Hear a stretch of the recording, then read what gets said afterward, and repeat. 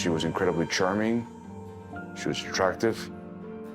I don't even want to entertain why she did. You had a beautiful home, you didn't work, you had cleaning ladies, you pool people, you had cars, money, you had it all. Monica Sementilli. Homicide investigators say she conspired to murder her husband. They said when they talked to her, she lied and lied.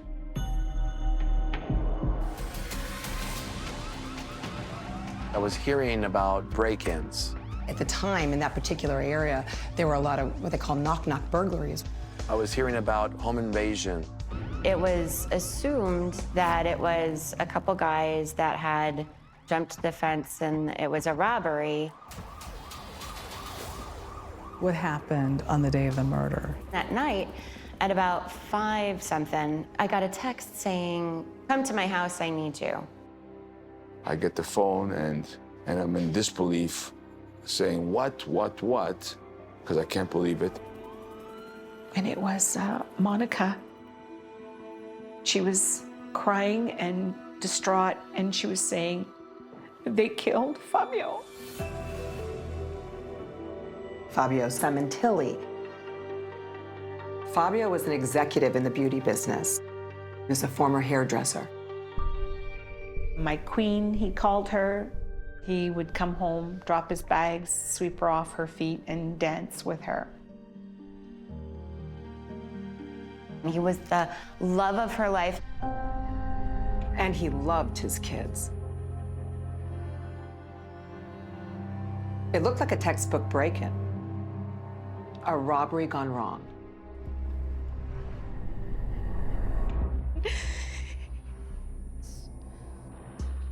There was immense suspicion as to the explanation of a robbery, from my perspective. Didn't sound right. Didn't sound right. We're here to announce the arrest of 2 individuals in connection with the murder of Fabio Sementilli. Over the past several months, investigators have developed information and identified Robert Baker and Monica Sementilli, who is the wife of our homicide victim, as responsible for his murder. Detectives say Monica Sementilli had been having an affair. Her boyfriend was arrested and charged with murder. But so was she. I'm like, "You sure?" There's no effing way. Now, the boyfriend has been convicted. He has been sentenced to life without parole. And Monica Sementilli is about to go on trial for murder. According to the prosecutor, she was the one with all the information and intelligence, and she fed it to him, and he was the executioner. The daughters she shared with Fabio are standing by her. We want to clearly state that we will continue to stand by our mother as we have done for the last 6 years, and we will fight for her innocence. The defense is going to say there is no hard evidence. By the way, there's no evidence that Monica Sementilli conspired to kill her husband.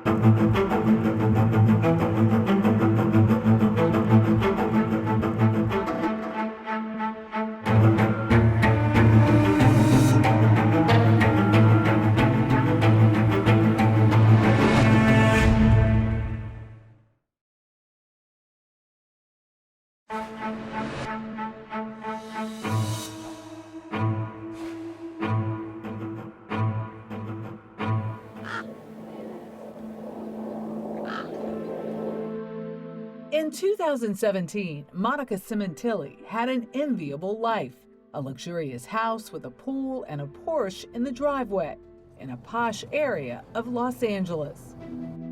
But after spending almost 7 years behind bars, waiting through legal delays and COVID, Monica Sementilli is scheduled to go on trial for the murder of her husband, celebrity hairdresser and beauty executive Fabio Sementilli. It's a tangled story. Her defenders say Monica Sementilli is an innocent victim. But if you believe prosecutors, she's a criminal. Authorities describe a case of lust, greed, and murder, whichever it is. The drama unfolded on January 23rd, 2017. There were fire trucks outside of her house, and I was like, oh gosh. There was no police yet. It was just the first responders. Elise Bluell was a friend of Monica Sementilli's. We spoke with her in 2018. She says Monica texted her to come over the night Fabio was killed. It was her and her daughters. She just kept saying that he's gone, that I'm not a wife anymore. I just held her. I just held her. It was so painful.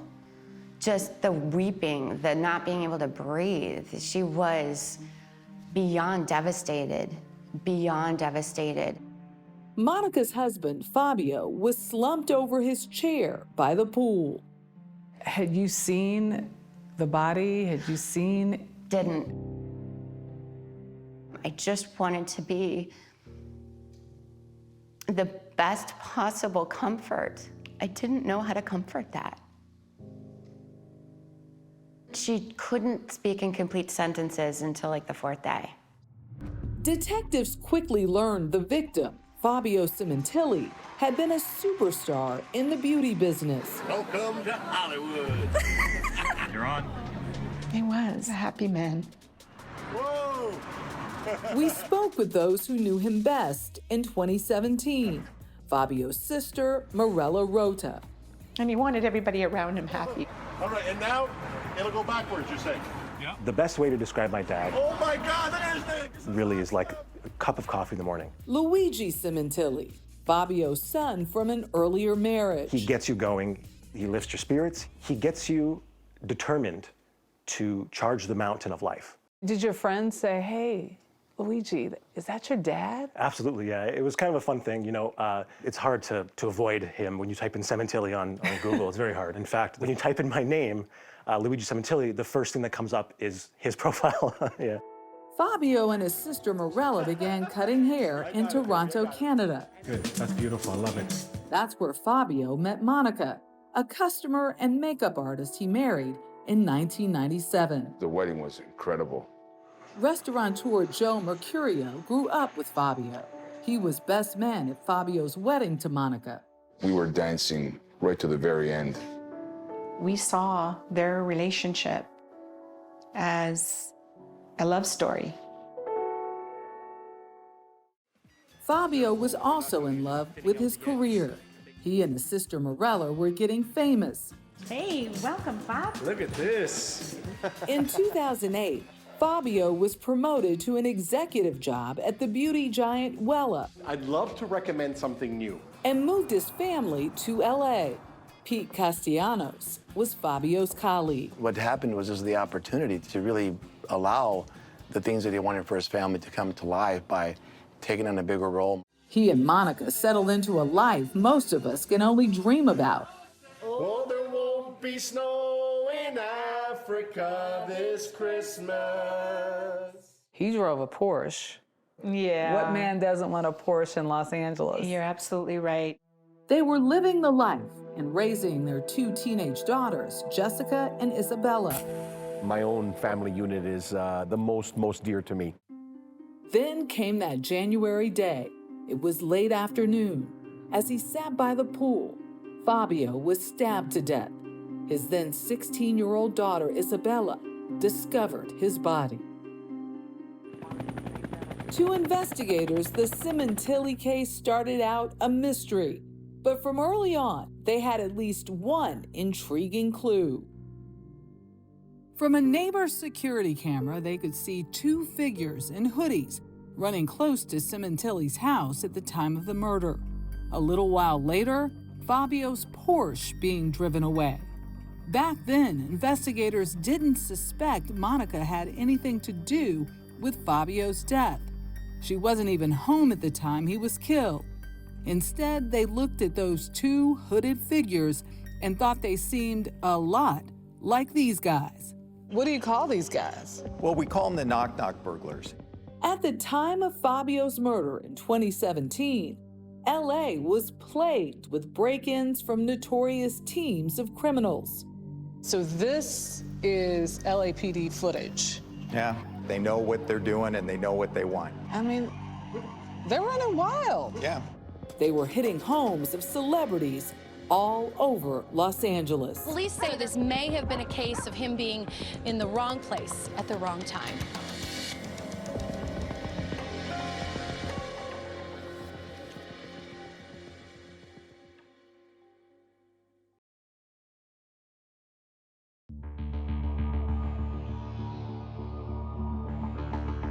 At least 7 celebrities had hundreds of thousands of dollars worth of jewelry taken. It was 2017, and for years, the homes of LA celebrities were targeted. High-profile victims include $300,000 from former Lakers star Derek Fisher, $175,000 for Nicki Minaj, and $2 million from Alanis Morissette's Brentwood home.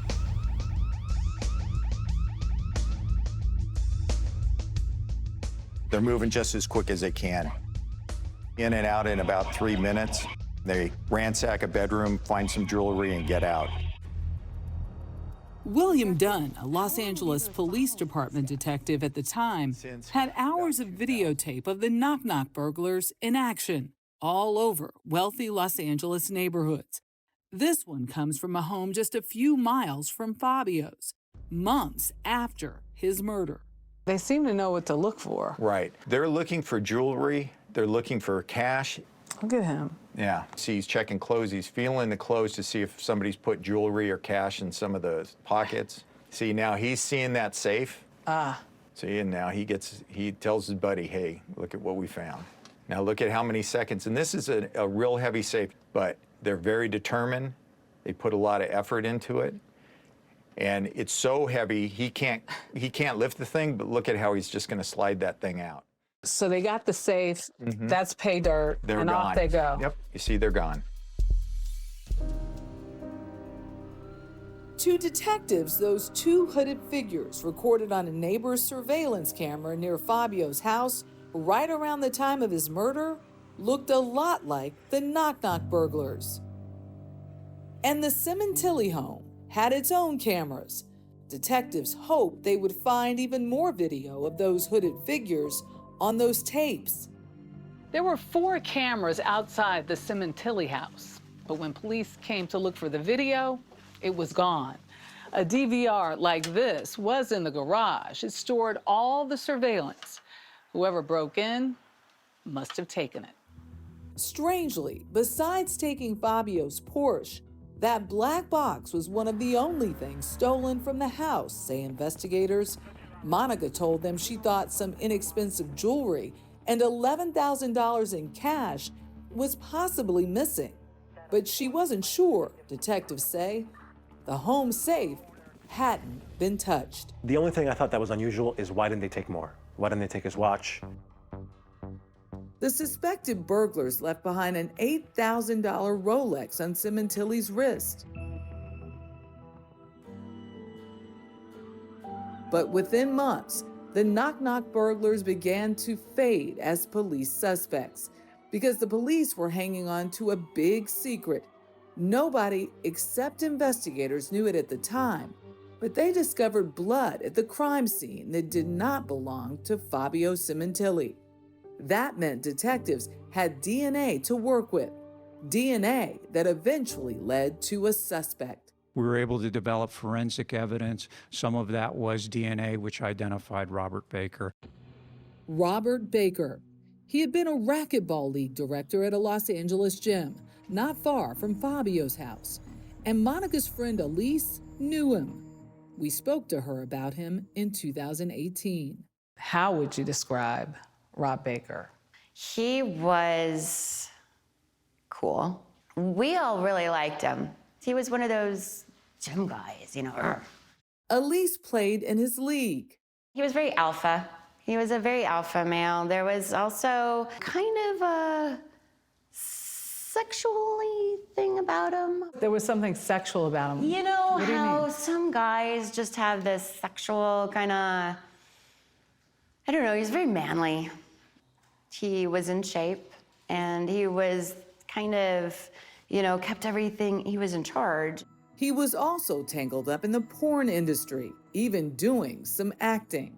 Elise didn't know much about Baker's background, but she did hear about his movie career from a friend who happened to spot him in an adult film. That's like the kind of gossip you just need to tell someone. Who did you tell? I told Monica. Monica was also in Robert Baker's racquetball league. What was her reaction? Well, it was pretty anticlimactic, I'll tell you. Really? Yeah, because a lot of times when we would have girl talk, she'd get a little prudy, like a little prude. What Elise didn't know was that Robert Baker was also a registered sex offender. Robert Baker has a 1993 conviction out of a Long Beach case. It's for lewd and lascivious acts with a minor. Police say Baker served time for that offense against a teenage girl. For months, police watched Baker and they discovered two things. First, he was definitely not one of the knock-knock burglars. And second, he made thousands of calls and texts to, of all people, Monica Sementilli.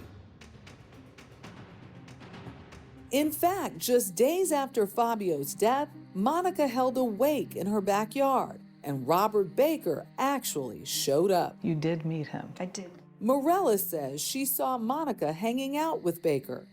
I saw her back outside again, the drink, smoking, and talking to this guy.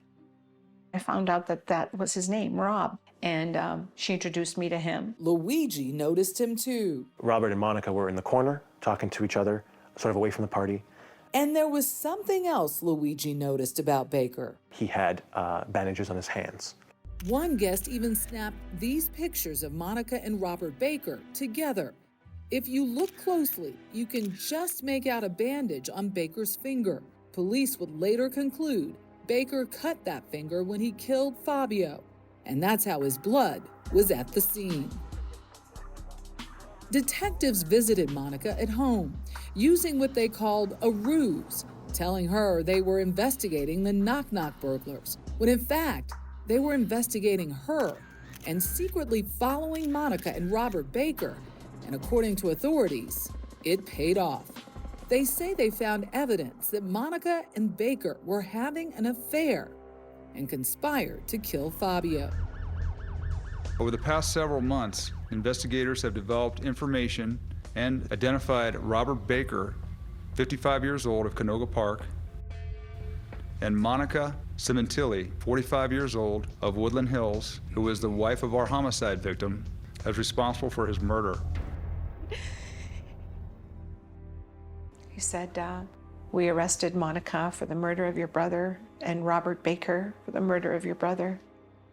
And I was in shock. I'm like, you sure? You know, I was in shock. According to the prosecution, these two were plotting and planning to kill Fabio so they could live their life together. Mary Fulginiti is a former federal prosecutor and a 48 Hours consultant. It was a very complicated investigation.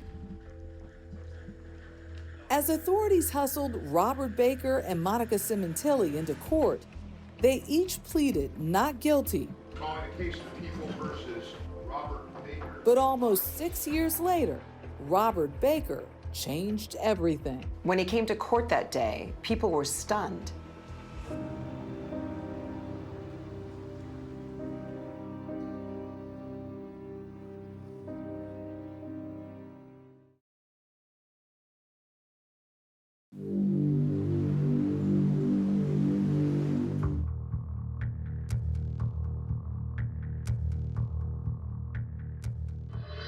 Monica Sementilli was being accused of cheating on Fabio with that racquetball coach, Robert Baker, and then along with Baker, planning Fabio's murder.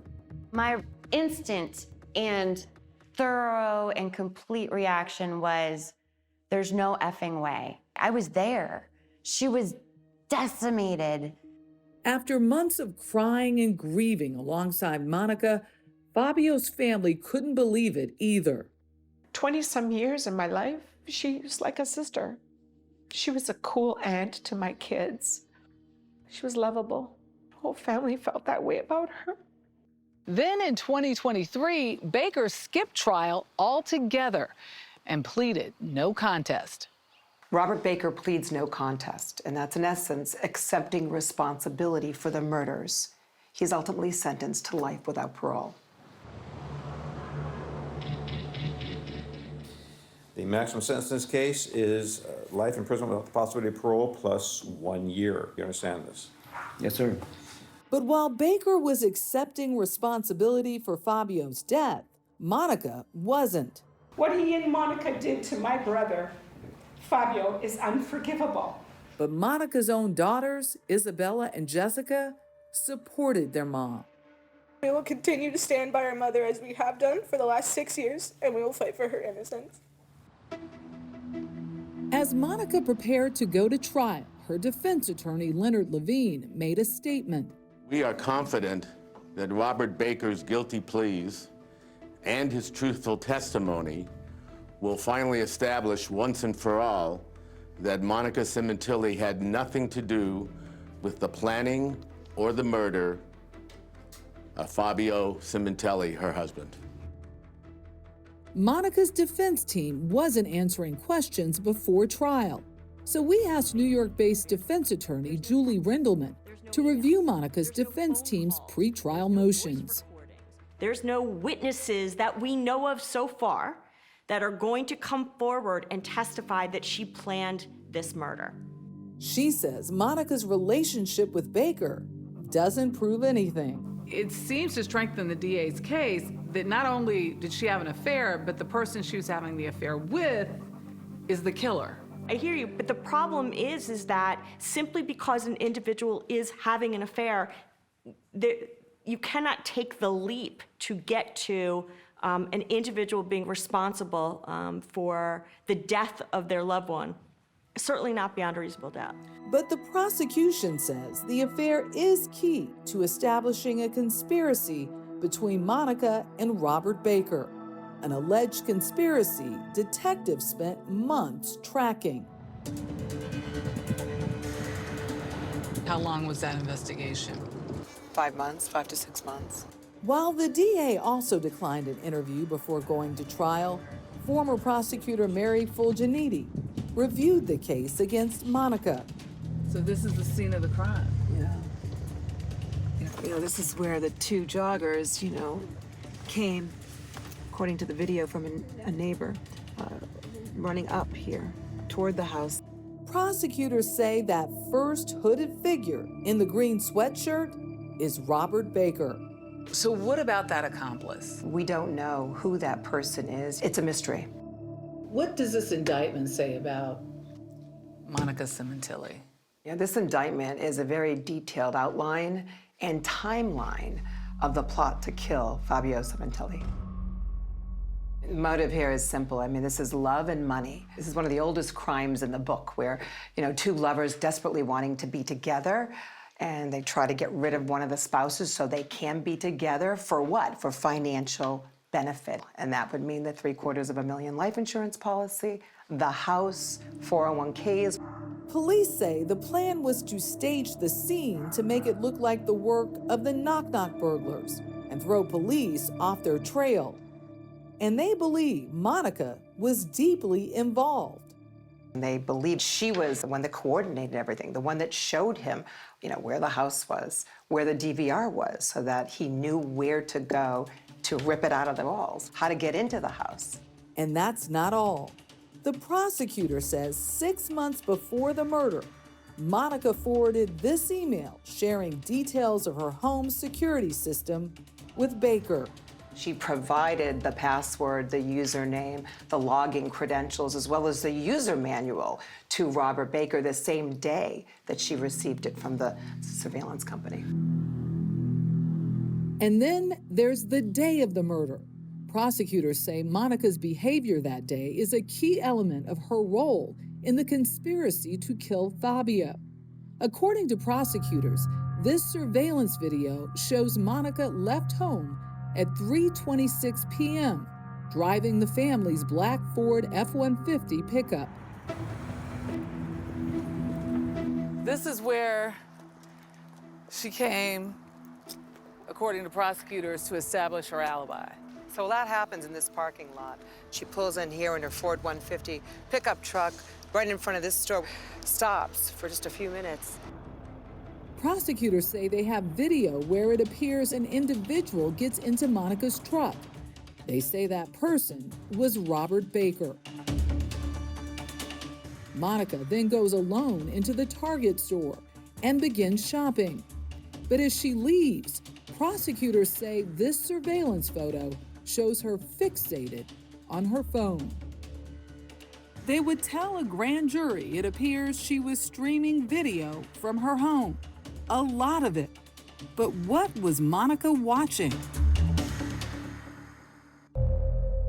How do you think Robert Baker's plea will affect Monica Sementilli's trial? For a look at a timeline of the case, go to 48hours.com.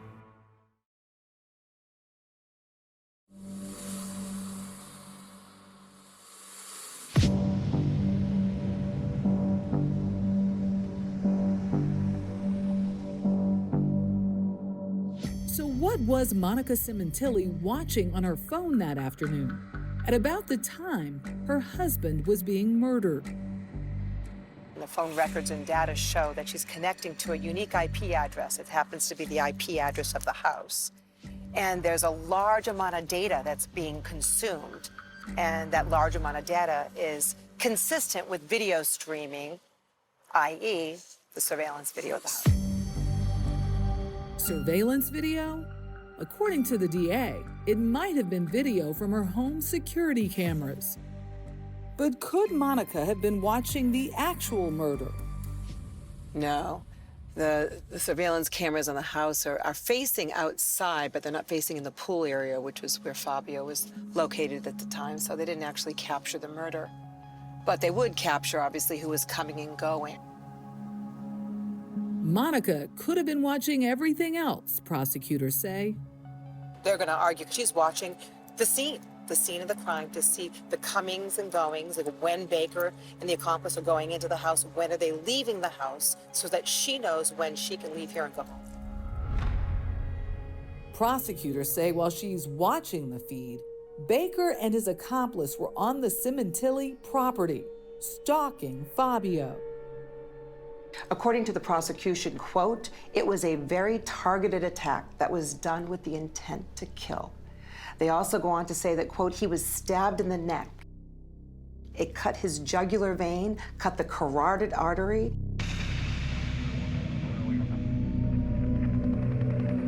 And there's more evidence of the plot to kill Fabio. Prosecutors say Baker was planning a future with Monica. The DA says that about 2 months before the murder, Baker told a friend that he'd been dating this woman for about a year, and that he sent a picture of that woman, and that woman was Monica. And then 2 months later, Fabio was killed. Authorities also say Monica's behavior after the murder is suspect. She didn't move her teenage daughters out of the house or have her security system repaired. And the prosecutors argue that the reason why she had no concern, because she knew who the killer was, and she was with him. This is a woman who is pretending to be a grieving widow and making all these posts on social media.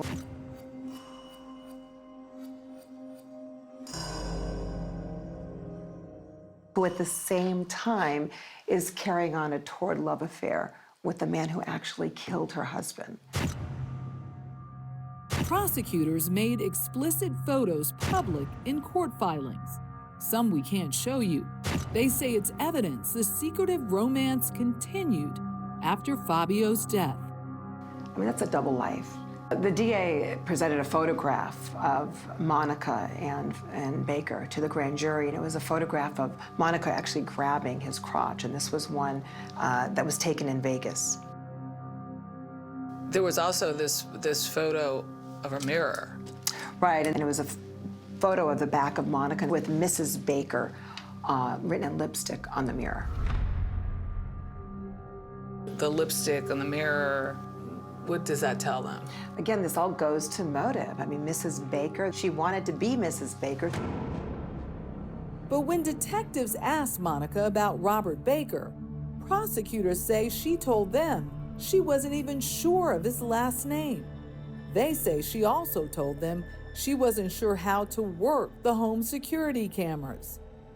To quote the prosecution here, they say, quote, she's a liar, she's a manipulator, she's a cheater, and everything that comes out of her mouth has to be taken with a large grain of salt, large enough so that you could choke on it.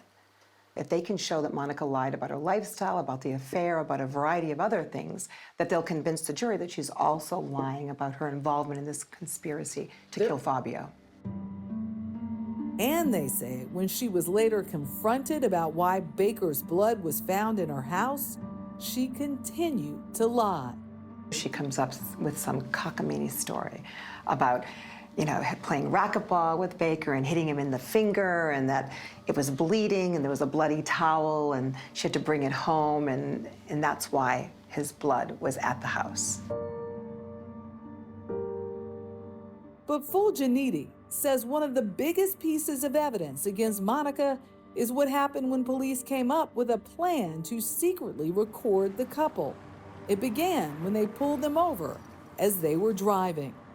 It's a ruse by the police. They say that they think the car that they're in is stolen, and they wanted to, you know, just check it out, and, you know, probably isn't, and they handcuff them per protocol, put them into the police vehicle. But what they don't know is that vehicle's wired and that there's a van up the street with police in it listening to their every word.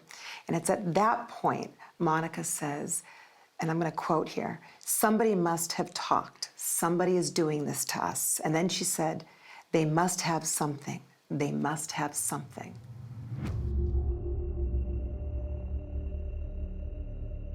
That's pretty damning evidence. As a former prosecutor, that is close to an admission to being involved in this conspiracy. According to detectives, Monica was also recorded telling her cellmate, "He's not just my lover, he's my confidant. He's my everything." Detectives also intercepted letters Monica wrote to Baker from behind bars, saying, "I'm always amazed how we both know what the other is thinking. Destined. And I miss you so much, my love." When you look at these pieces in the totality, it's going to put together a pretty perfect puzzle here, and the puzzle will paint this picture that Monica conspired with Baker, that he did not do it alone, that they did it together. But Monica's defenders say the case against her is flimsy, and they say Baker did it without her. Robert Baker may have killed him because he wanted him out of the way. Maybe he did it because he hoped that by killing him, he would get Monica to himself. That in and of itself does not establish that Monica was in on the murder.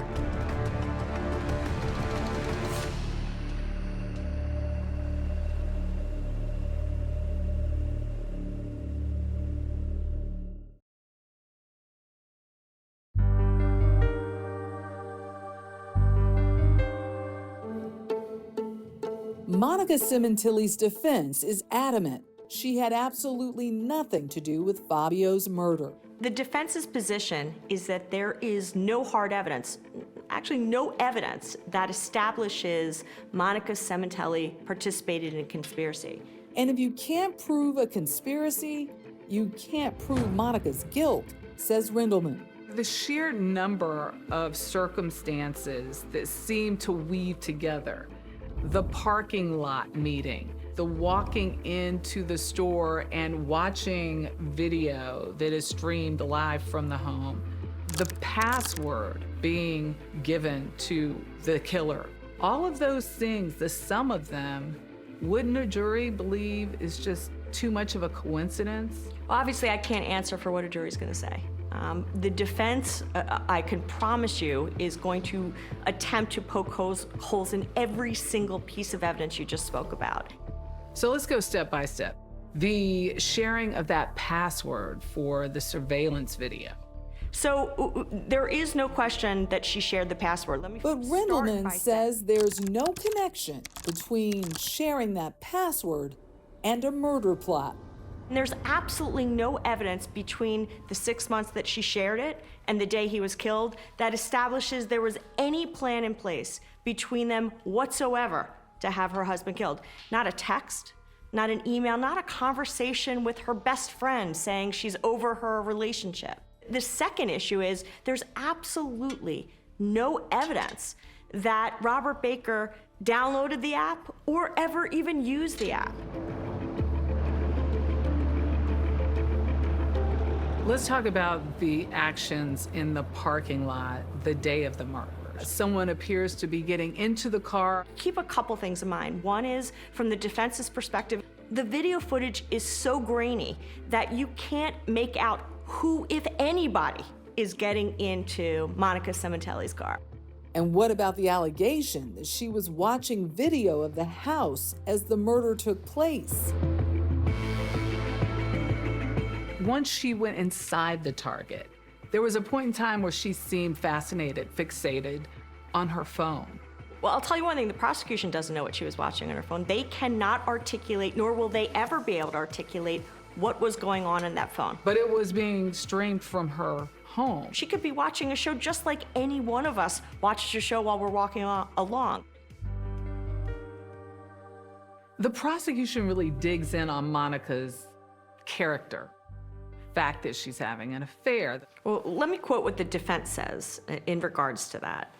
Quote, the prosecutor's evidence of Ms. Sementilli's affair, and specifically the sexist and lurid manner in which it was presented, was irrelevant, improper, and unfairly prejudicial to Ms. Sementilli.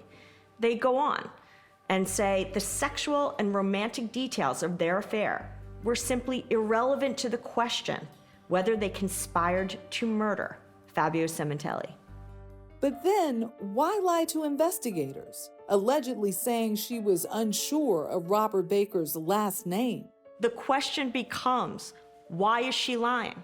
Is she lying because she committed a murder, or is she lying because she has been in a tryst with someone for quite a while and doesn't want the world to know, particularly law enforcement?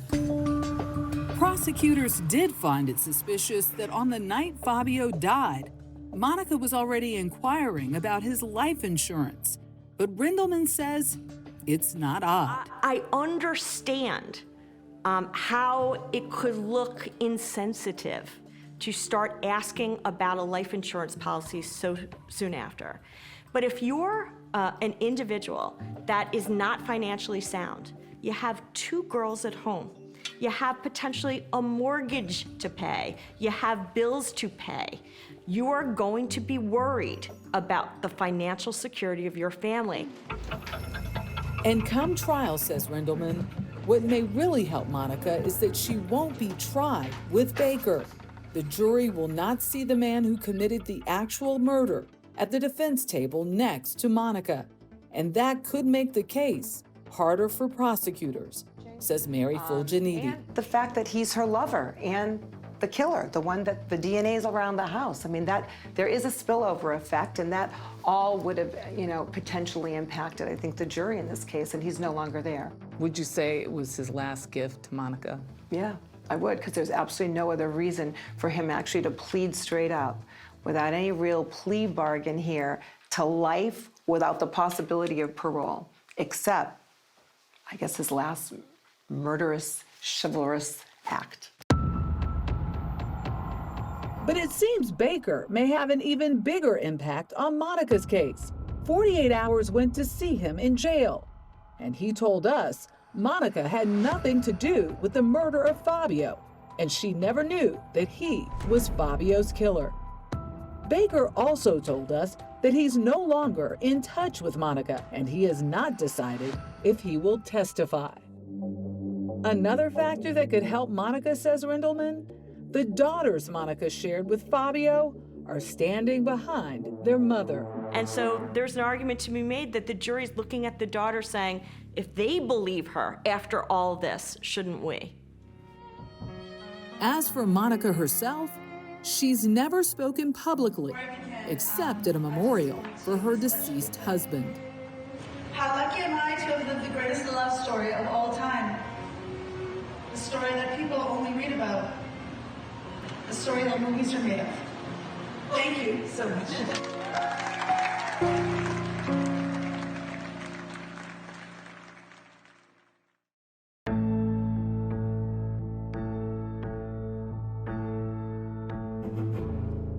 Need more time with 48 Hours? Go deep behind every true crime episode with first-hand accounts from 48 Hours Investigations. Were you at all prepared for what happened in this case? Shock is the word that comes to mind. Get inside the twists and turns and get in on the case. Listen to Postmortem from 48 Hours, now available wherever you get your podcasts.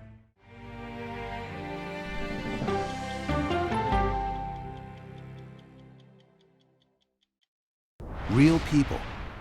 Real crimes. Real life drama. Brian Brimminger was a typical Marine. That kind of an all-American kind of persona. He was assigned to a color guard in Washington, D.C.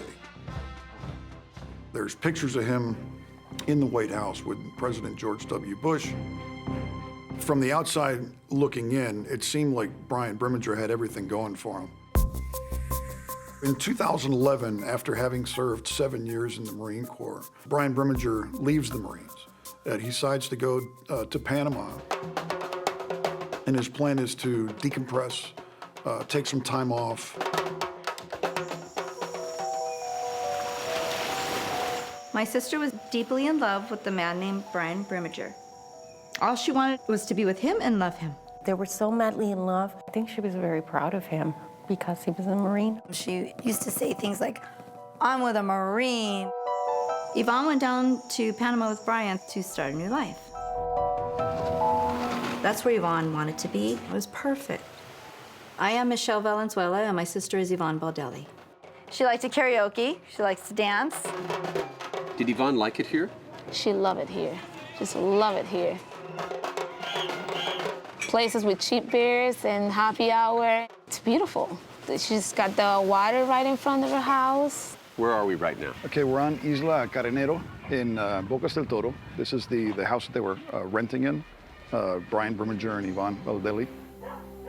Yvonne told her family members that everything was good. She painted a very happy picture. Through emails, she made it seem like everything was fine and well. The reality of it was that her and Brimminger were fighting constantly. After I'd heard stories of the fights, I could understand why she would want to leave. She fell off the radar screen. She just went away one day. Her emails stopped, her communication stopped. Everybody lost contact with her. There's no immigration records that indicates that she left Panama. There's no book for this. There's no book for dummies on what to do when your sister has gone missing. Carenero from the outside appears to be a tropical paradise, but it's a swampy hell. I call it Devil's Island because some terrible things took place on that island. Brian Brimminger has done nothing, zero, to help with the search for Yvonne. We are in Central America, in some jungle, in some swamp, looking for Yvonne. That through the middle is really deep. This is unbelievable. What no one knew is that Brian Brimminger had a secret. He was living a double life. Brian Brimminger moved to California, hooked up with Kristen Werkhoven, and they got married. Kristen worked at the White House, and that's where she and Brian met. And his life is going on like normal, and our life will never be the same. What did you do to her, Brian? We knew that there had been foul play. We knew he was the last one to see her alive. Brian's coming out with his golf clubs. Let's go, guys. And this is what I know. Okay, you rolling? Let's go. My sister went down to Panama with Brian. Brian returned and my sister didn't. Brian Brimage was exceptionally arrogant, but what he didn't account for was this family's fervor to find what happened to their daughter and their sister. Brian, Peter Van Sant with CBS News. We'd like to ask a couple questions. It's an easy thing to tell the truth. He told a lot of lies. That's what led to his demise.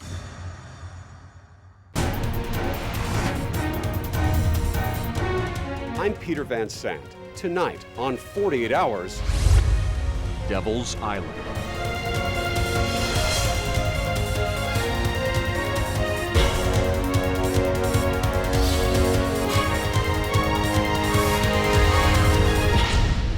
"48 Hours" will be back in 90 seconds.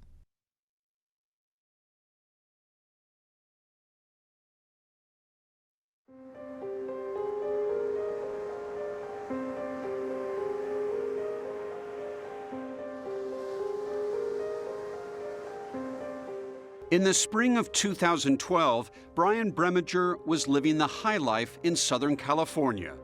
Just months removed from a decorated Marine Corps career, Breminger was happily married and living in the suburbs. When I look at the pictures of Brian and Kristen,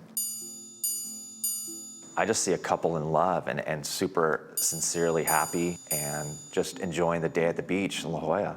These joyful newlywed photos of Brian and Kristen Breminger were a shock to Yvonne Baldelli's family.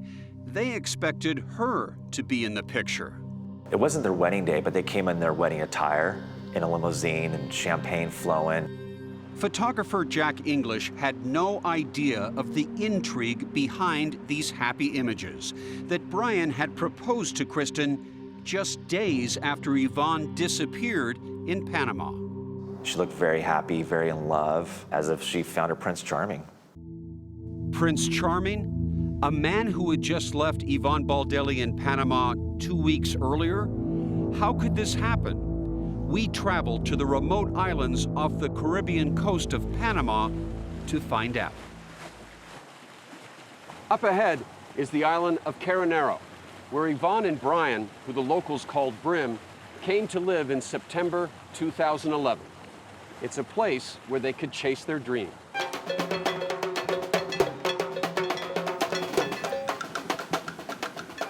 Why did they decide to go to Panama? She liked the fact that they could live on the beach, pretty reasonably priced down there. Yvonne's sister, Michelle Valenzuela, says Brian wanted to become a singer, performing in bars and clubs. With her beloved dog, Georgia May, in hand, Yvonne brought 2 sewing machines in hopes of starting a clothing business. Stepmother, Lillian Faust. She was going to make bathing suits and sell them to tourists. I knew she was excited, and she didn't have any reservations. It sounded like she had a real plan for the future. She did, and she thought that she found her paradise, her perfect place. Michelle recalls how her younger sister Yvonne, recently divorced, was smitten with Brian when they first started dating in 2009 in Southern California. I don't think she was physically attracted to him. That was a big part of it. And while Yvonne seemed to be falling in love with Brian, big sister Michelle wasn't so sure. As far as emotionally from my sister, Yvonne would put 100% into you, and she would expect that back. And I didn't get that impression that she was receiving that. That concerned me. She deserved that. After Yvonne was laid off from her management job with Procter & Gamble and Brian ended his career in the Marines, the two decided to make a fresh start and reinvent themselves in Panama, settling in this house. They quickly fell in with the local expats. Did you think they were in love? Apparently. Yeah. It seems so. Joan and Stephen Crabtree own the Cosmic Crab, a funky resort and waterfront bar where Brian would sing for his supper. He played here at the Cosmic Crab a couple of nights a week, and they were frequent visitors here. They were very nice people. Penny Tom, owner of another waterfront bar, also let Brian play for food and free booze. Lots of booze. They used to drink a lot, so they were always happy. What's a lot? A lot. And Jim Mertens says Brian's drinking may have gotten in the way of his singing. He played the guitar good, but when he started to sing, that's when it went away. What was it like? Like a hound dog on a porch. She looked very happy in the pictures, and she was really enjoying herself there, and I knew it would be a place that she would like.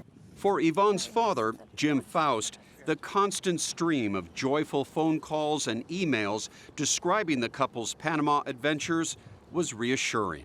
Yvonne's emails were stories of exactly what her life was like down there, and I could picture it, and I could close my eyes, and it was like I was there. I couldn't imagine the whole thing. Emails like this one. She says, "Hi, sis. Brian, already working at local restaurants and bars. We love it. We wake up and go running, then swim in the ocean every morning." And so Yvonne's family thought all was well in paradise, and that Brian might be the one for Yvonne. I believed that they were going to get married. That's what I thought was going to happen when they got down there. But then, right around Thanksgiving 2011, 3 months after they arrived in Panama, the happy emails and calls from Yvonne started to drop off. For Michelle, a sisterly instinct started to kick in. That's what set me off, was the fact that they were becoming less frequent, the emails from her, and then they stopped completely. 2 weeks passed. Then, on December 14th, Michelle finally got a text. But it wasn't from Yvonne. There was a number I didn't recognize, and a text message on there said, "This is Brian, may I make arrangements to pick up my truck?" Michelle was shocked. Brian was back in the U.S.? I sat up, called that number. For only thing out of my mouth was, "Where's my sister?" He says, "Didn't you get my email?" I said, "I haven't received any emails from anybody. It's been a few weeks." I said, "I'll call you back." So I went to my computer. Michelle discovered an email she had overlooked. It was from Brian, who had never written before. The one from him stated, "I'm sure you've heard by now that Bonnie and I are no longer together." I called him right back. So I asked him point blank, "What happened?"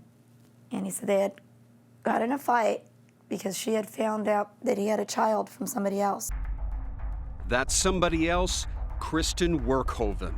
The two had a baby girl in 2010.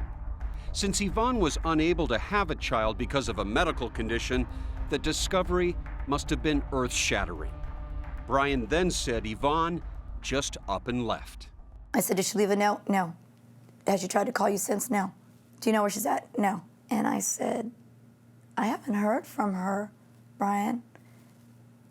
And he said, "Well, I'm sure she's fine." But Michelle had her doubts about that story. And 10 days later, when Brian called and still wanted to pick up his truck, Michelle said she had another plan. I said, "When you come to pick up the truck, I'll be here. That's no problem. And I think it's a good idea that you go with me to the police department, since you're the last one to see her, and we can fill out a missing persons report. Because now we're already in mid-December, and I haven't heard anything from her, and that's not right. Something's wrong."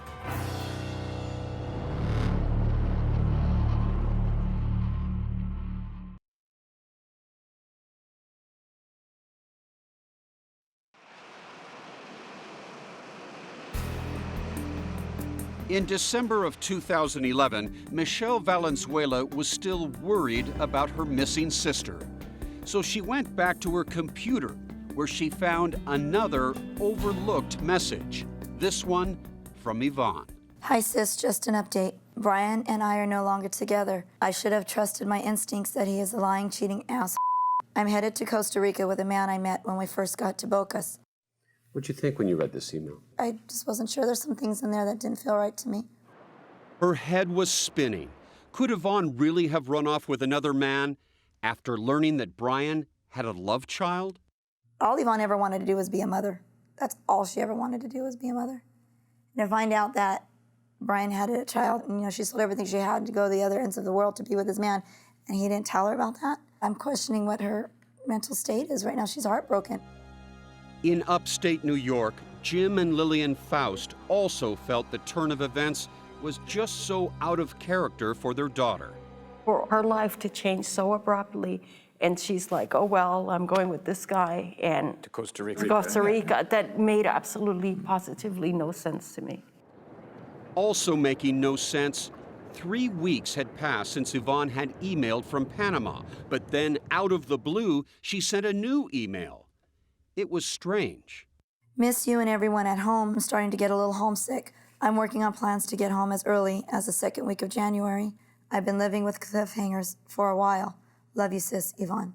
While strange, the email was also reassuring for her family, who was happy to learn Yvonne would soon return to California.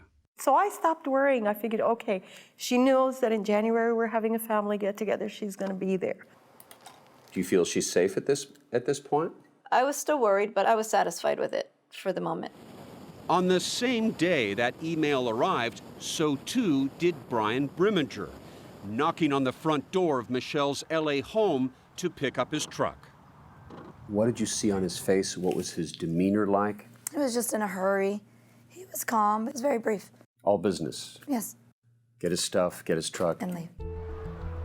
After Brian got his pickup truck, Yvonne's emails stopped. 16 long days passed until on January 6th, 2012, Michelle wrote her sister. The subject, worried. I just want to make sure you weren't kidnapped or someone pretending to be you. Ha ha. There's my paranoid, suspicious mind, or maybe too many 48 hours. Did you ever hear back from your sister again? No, that's the last email. Michelle was still hopeful that she would appear at that family reunion, but Yvonne never showed up. Well, at that point, when we met up with my dad and I told him we haven't heard from her, he said, oh no, something's wrong. Something's wrong. And I told my dad, she did not leave Panama. That's just my feeling. By now, Michelle was convinced her sister never ran off to Costa Rica with another man. So her instinct was to learn where Yvonne's emails were really coming from. So I went to my cousin and asked him to please check it out, because like I said, I haven't got a clue. The cousin, a technology whiz, said tracking Yvonne's emails would be easy. All he needed was their IP addresses. So he searched the emails Yvonne had supposedly sent from Panama and Costa Rica, as well as that email Brian had sent from near Dana Point, California. The cousin made a startling discovery. The ones from Panama came from Panama. And then the one that was supposed to be with her being in Costa Rica came from the United States. Where in the United States? One of them looked like they were coming from Dana Point. That email, Michelle says, originated from where Brian was now living near Dana Point, California. It was the evidence Michelle had been looking for. They were sharing the same IP address. So Yvonne's email is coming from Brian's computer. Yes. The family's worst fear had come true. It appeared Brian had hacked into Yvonne's email account and was impersonating her. But why? That's when I knew that he did something to her. And It's not missing person, it's murder now. It's murder. I said, my sister's dead and I'm never going to see her again. But Michelle had no time to mourn. She took that new evidence down to the FBI, where she met with Special Agent Andrew Masters. Michelle Valenzuela, she was a Spitfire. When they brought that to us, we knew that there was absolutely foul play involved. The FBI immediately launched an investigation into Yvonne's disappearance, with Masters taking charge. Yvonne's family then contacted the State Department. I call the embassy, and the embassy tells us there is no record of her ever leaving Panama and no record of her ever entering Costa Rica. Yvonne's family couldn't wait any longer. They traveled to Panama to find answers. The FBI made a move as well, targeting Brian Brimminger as a person of interest. Brian didn't realize what exactly the FBI is capable of.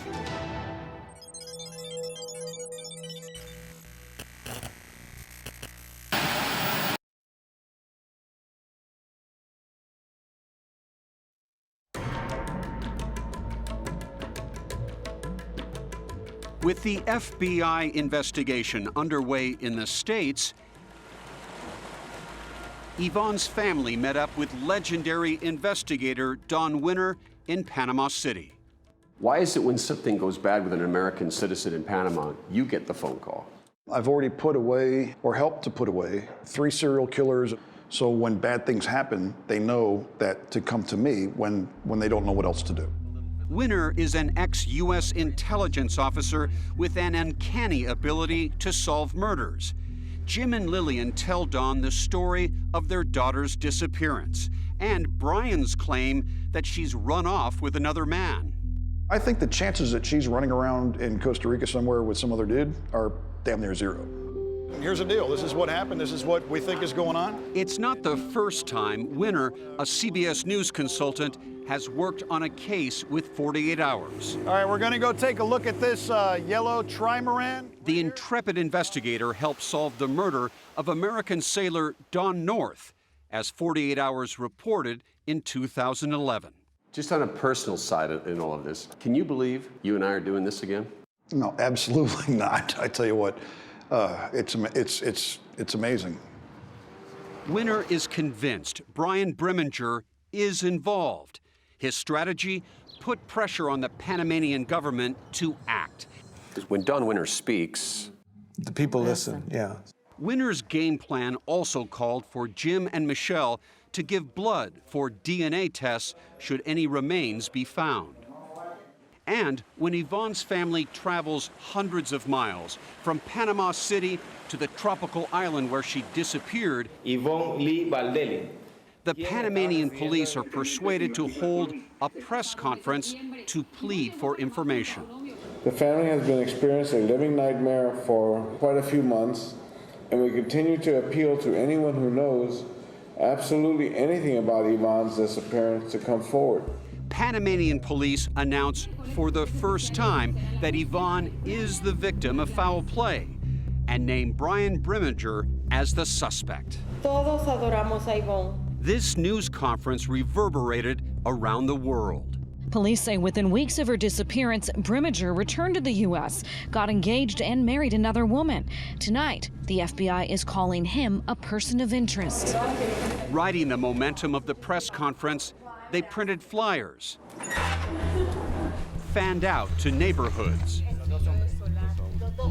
and the village, searching for their own clues. It's a bittersweet search for Yvonne's niece, Lauren Byer, in a place that is no longer a paradise. There's nothing here for us until we find her. That's why we're here. But the family's quest is starting to get results. Witnesses who knew the couple come out of the woodwork, describing Brian's verbal and physical abuse. To me, he was a scary person. He was not the kind of person I wanted to be around. Local bar owner Jeff Salzman saw it firsthand on Yvonne's face. As I recall, it was black eyes and blackness around the face and bruises. Was she self-conscious about it? She was trying to hide it and not speak of it. It was very painful to learn that he had hit her, that she had bruises, that she had black eyes. Those things were very difficult to learn. The realization that Yvonne may have been murdered is setting in. Where could Yvonne's body have been dumped? Well, just feet in front of that house, you've got thousands of square miles of water. While if you just go not 20 yards from the shoreline, this impenetrable swamp. Try to find something in there.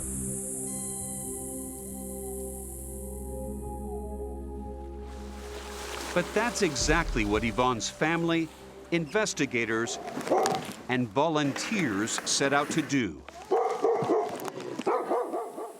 Entering what could be Yvonne's swampy graveyard.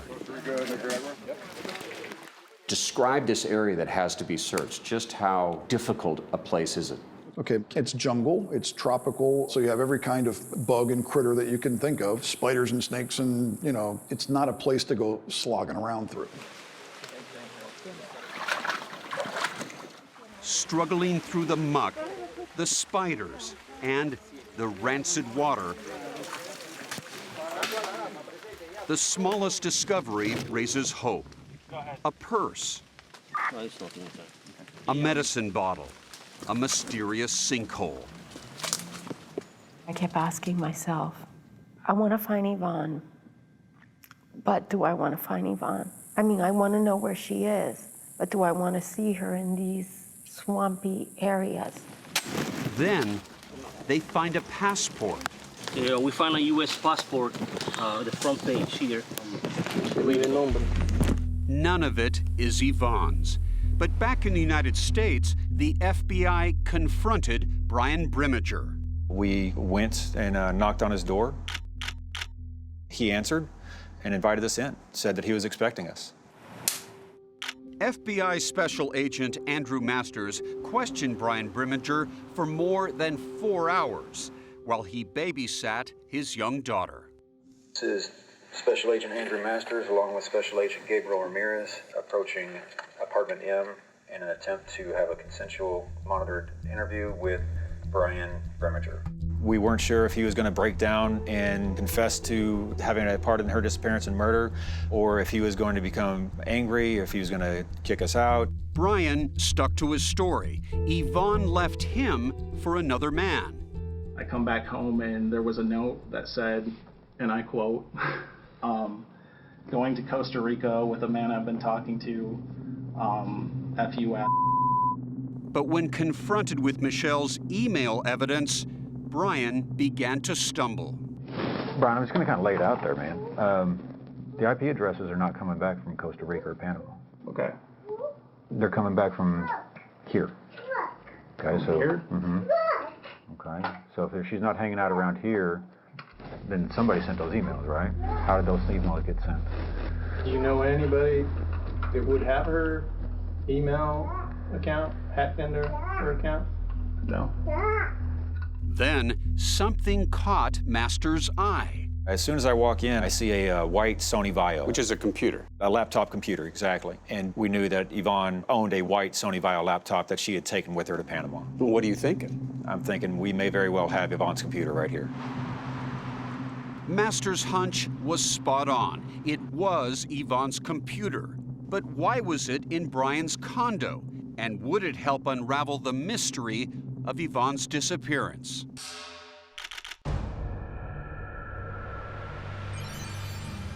Take the journey with Yvonne's family as they search the jungles of Panama, now at 48hours.com.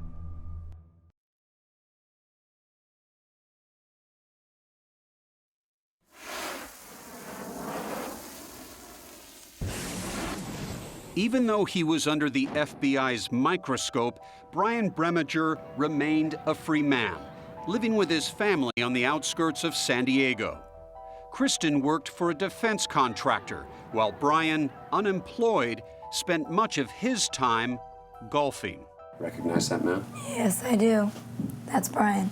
In the summer of 2012, we showed Yvonne's sister Michelle video of Brian's new life. What goes through your mind when you see him? Well, honestly, it's not surprising now that I know what he's capable of. He thinks he got away with murder. So what you have here is a person who killed my sister and can walk away scot-free. You ready? Brian's coming out with his golf club. Let's go, guys. Okay, roll. Just a few months after that FBI interview, we came face to face with the suspected killer. Brian, Peter Van Sant with CBS News. We'd like to ask a couple questions. Would you please talk to us? Did you murder Yvonne Baldelli? You can speak to us. You can answer that question. Brian, why won't you speak with us? Did you have anything to do with her disappearance? While Brian heads off to enjoy another carefree day on the greens, the FBI was turning his life upside down, interviewing everyone he knew, including his wife, Kristen. What had Brian told her about why he was living in Panama? He told Kristen that he is going down to Panama to decompress from after leaving the Marine Corps, and that he was going with some Marine Corps friends. Did Kristen urge Brian to leave Yvonne? No, Kristen didn't even know Yvonne existed. So he lied to Kristen? Absolutely.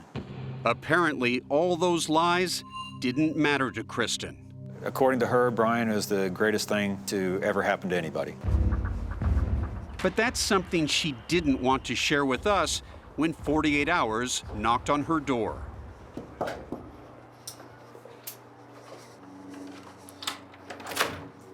Hi, Kristen. Kristen, I'm Ryan with CBS News. Is there any way we can talk? Meanwhile, as Special Agent Masters took several investigative trips to Panama, a different portrait of Brian Breminger emerged. We talked to many people that would socialize with him at bars, and we learned about all the domestic violence that he brought upon her, the choking, the dragging, the berating. After speaking with friends and neighbors of Yvonne and Brian, Special Agent Masters became certain the couple had a violent fight on November 26, 2011. After Yvonne learned that Brian had fathered a child with Kristen. The argument probably escalated, and at some point, Brian decided he was done with her and he was going to kill her. Crucial evidence was also discovered on Yvonne's laptop, the very computer Masters saw when he first questioned Brian. About 2 weeks before her murder, Yvonne took this disturbing selfie. That photo shows a massive black eye on her left eye and swelling in her left cheek. In a way, from the grave, Yvonne helped you in this investigation. Yvonne helped us tell the story, yes. Absolutely. And there was more chilling evidence. We found the Yahoo searches in which he searches how to remove blood from a mattress. When did he do that? He did that about 10:30 in the morning, the night after Yvonne was murdered. Masters discovered even more evidence in Costa Rica, where Brian is seen withdrawing cash from Yvonne's account. We were able to obtain those ATM photos. So we have Brian using Yvonne's debit card to extract money from her account. And Masters says there is no doubt that Brian used Yvonne's laptop to send those emails to her family. So we went looking for Brian Breminger again to get answers. Hey, Brian, I need to talk to you. How do you explain the fact that Yvonne's email that said she was in Costa Rica, that she sent to people, was actually sent by you from here in California? Can you answer that? You knew she was dead when you sent that email, didn't you? Brian, we really want you to talk to us. Answer some questions.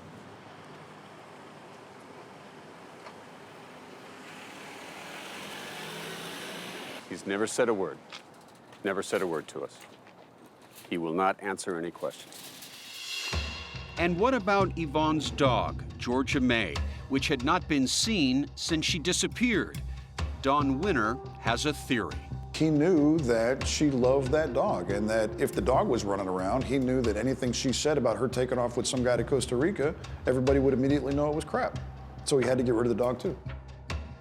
In his investigation, Don Winter unwittingly found a key piece of evidence on Brian's Facebook page, where he had sold this machete. After Yvonne disappeared, Breminger made a comment about that knife. He's like, yeah, that used to be mine. I brought it down with me when I came down from the States. And the chilling part is he made a comment that said, I've only used it to chop up one stripper. That's just chilling. Special Agent Andrew Masters needs to get his hands on the machete to see if it was used in Yvonne's murder. Incredibly, he was able to track down the person who bought it from Brian in Panama. This is the machete that Brian bought in the United States and took down with him to Panama. Can you pick it up for me? Sure. It's very heavy, it's weighted, and it would inflict a lot of damage. Investigators had the machete, they had the email, and they had caught Brian in multiple lies. Soon, someone would stumble upon the most important evidence of all. Don Winter shares some of the details of his investigation, now at 48hours.com.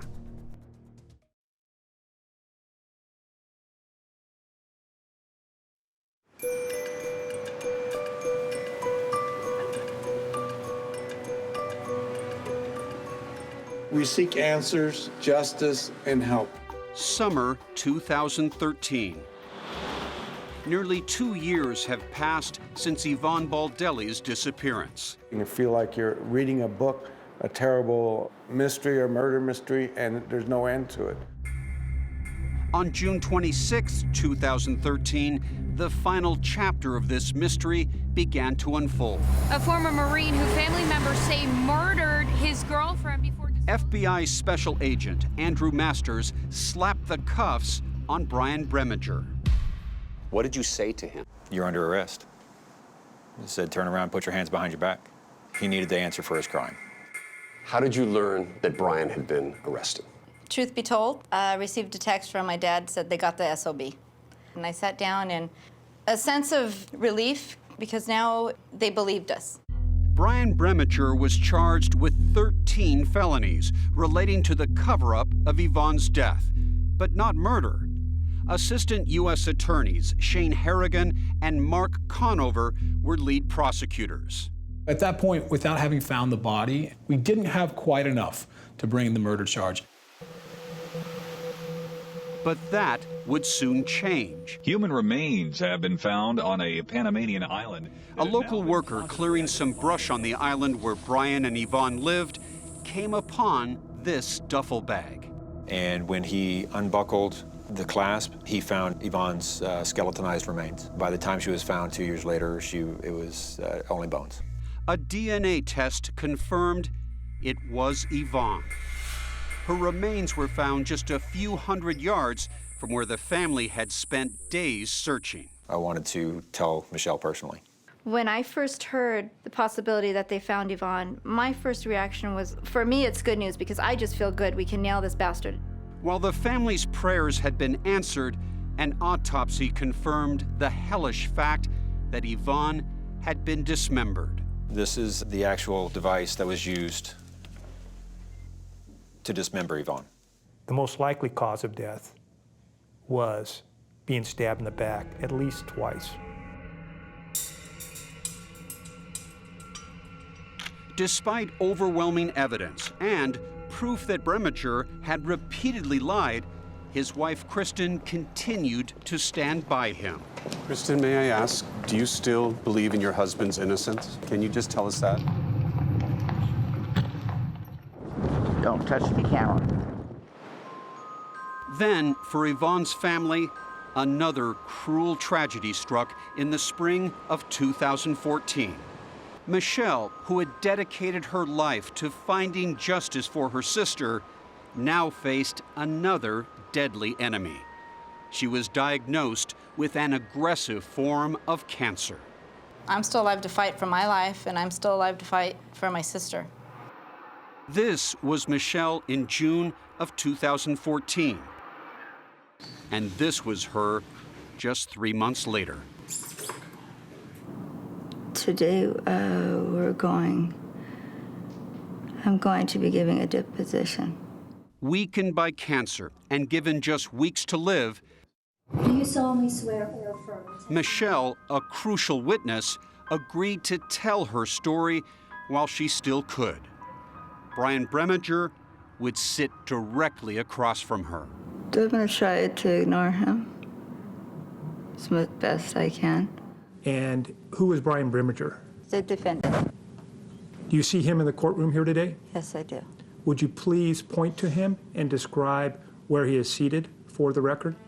He's sitting at the end, khaki outfit, at the end. Michelle passed out after the exhausting testimony. It was a courageous act of love for her sister. This might be the last thing I get to do for her. Over and over and over again, because it'll be on camera forever. Days later, she died.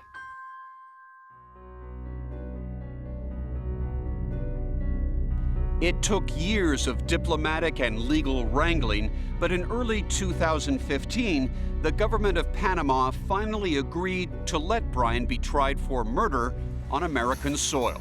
We came to the conclusion that the only way that Brian Breminger would face justice for his murderous act is if he was charged and convicted here in the United States. Brian pleaded not guilty. The case was heading for trial in 2016 when investigators made another dramatic discovery. Yvonne's blood and DNA were found under the machete's handle. So these 3 screws were undone. The handle opens up, and inside they find blood. Right, they removed these 3 and just pulled it out here and conducted the testing on the blade and the inferior portion of the handle and found blood. Whose blood? Yvonne's. Yvonne Baldelli's. Yvonne Baldelli. This now is a slam dunk. You know that this is the tool used to dismember her. It was that made Brian finally realize he was not going to get out of he was not going to lie his way out. It's over. It's done. He had cleaned the blade, but he hadn't cleaned underneath the handle. And it was that additional evidence that I believe eventually led Mr. Brimiger to plead guilty. Within a week, Brimiger pleaded guilty to second-degree murder, while the other charges were dropped. And later at his sentencing, finally admitted, after nearly 5 years of lies, to killing Yvonne Baldelli. And I think if you look up on the dictionary evil and you see Brian's picture in there, he's the ultimate incarnate of evil in my mind. In open court, Brimiger apologized to Yvonne's family, but his words rang hollow. Brian Brimiger is a con artist. He had our daughter conned. He had his new wife conned. He had her family conned. He was able to live a double life, sometimes a triple life, and people buy what he says. But his actions show that he's not the person he says that he is. Brian was sentenced to 26 years in federal prison.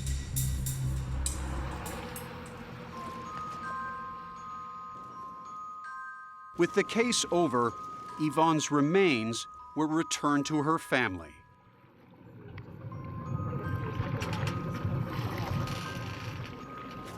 And laid to rest at sea.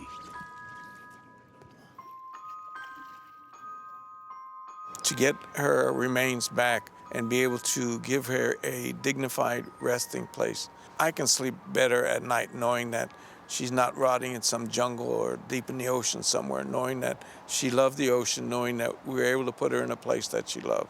We brought her home, and I know that that was thanks to a lot of work of a lot of unsung heroes. I know.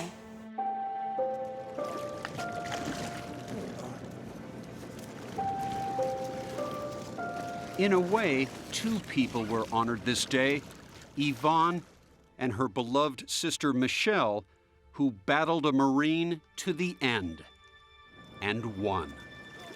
She's definitely a hero. She never gave up. To her dying day, she gave all she had.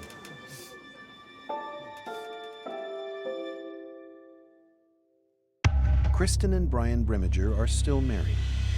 She continues to support and visit him in federal prison. Brimiger's prison term ends in February 2037.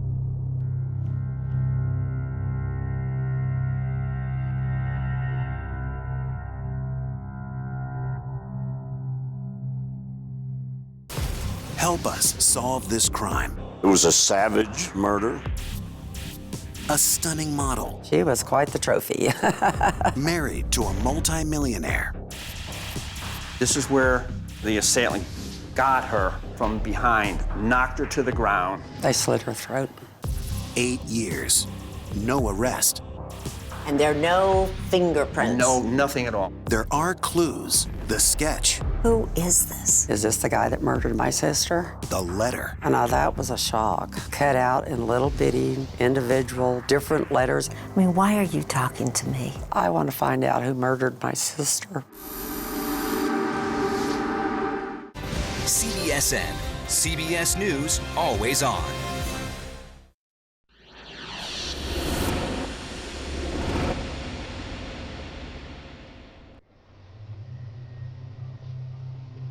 Now approaching the entranceway via the front door. In the family dining room area, we see what appears to be a large pool of blood.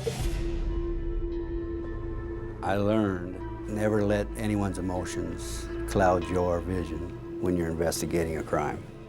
A hammer covered with what appears to be blood. And never jump to any conclusion Semi-automatic handgun. until you've had plenty of time to think about it.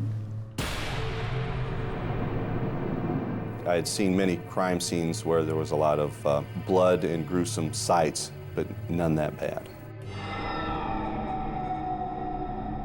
I was at the Springfield Police Department in the major case office, and I heard the radio call.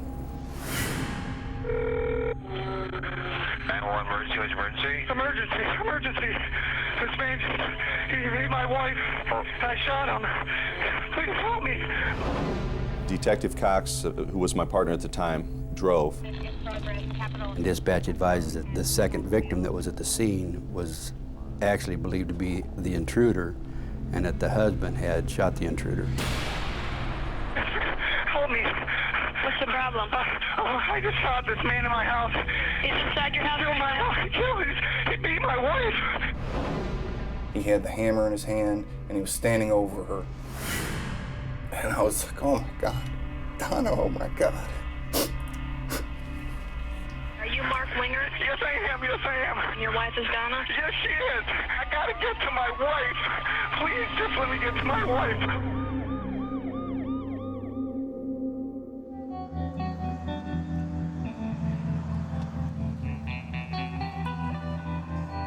Springfield is a beautiful little town. It's Midwestern, it's small, the people are sweet. It's just a lovely place. It's a very friendly and clean city with very sensitive and compassionate people. My name is Sarah Jane Drescher, and I am Donna Winger's mother.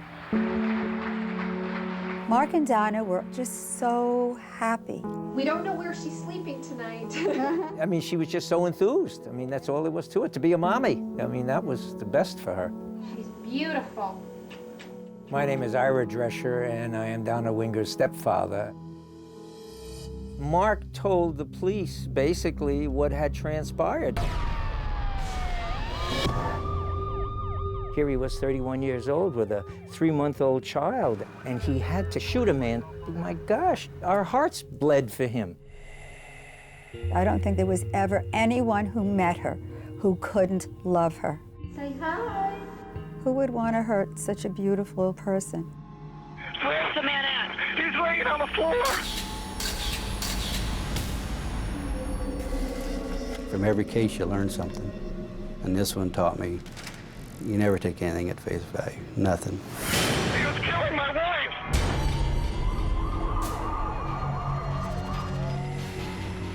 Invitation to a murder. Tonight's 48 Hours Mystery.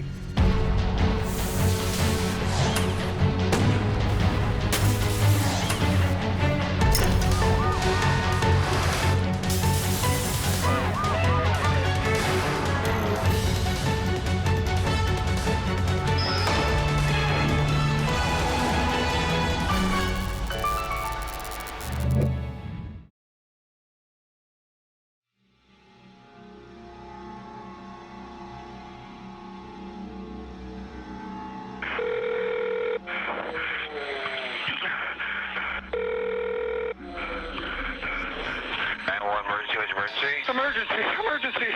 Please help me. My God, my wife's breathing. Okay, you need an ambulance? I need everything.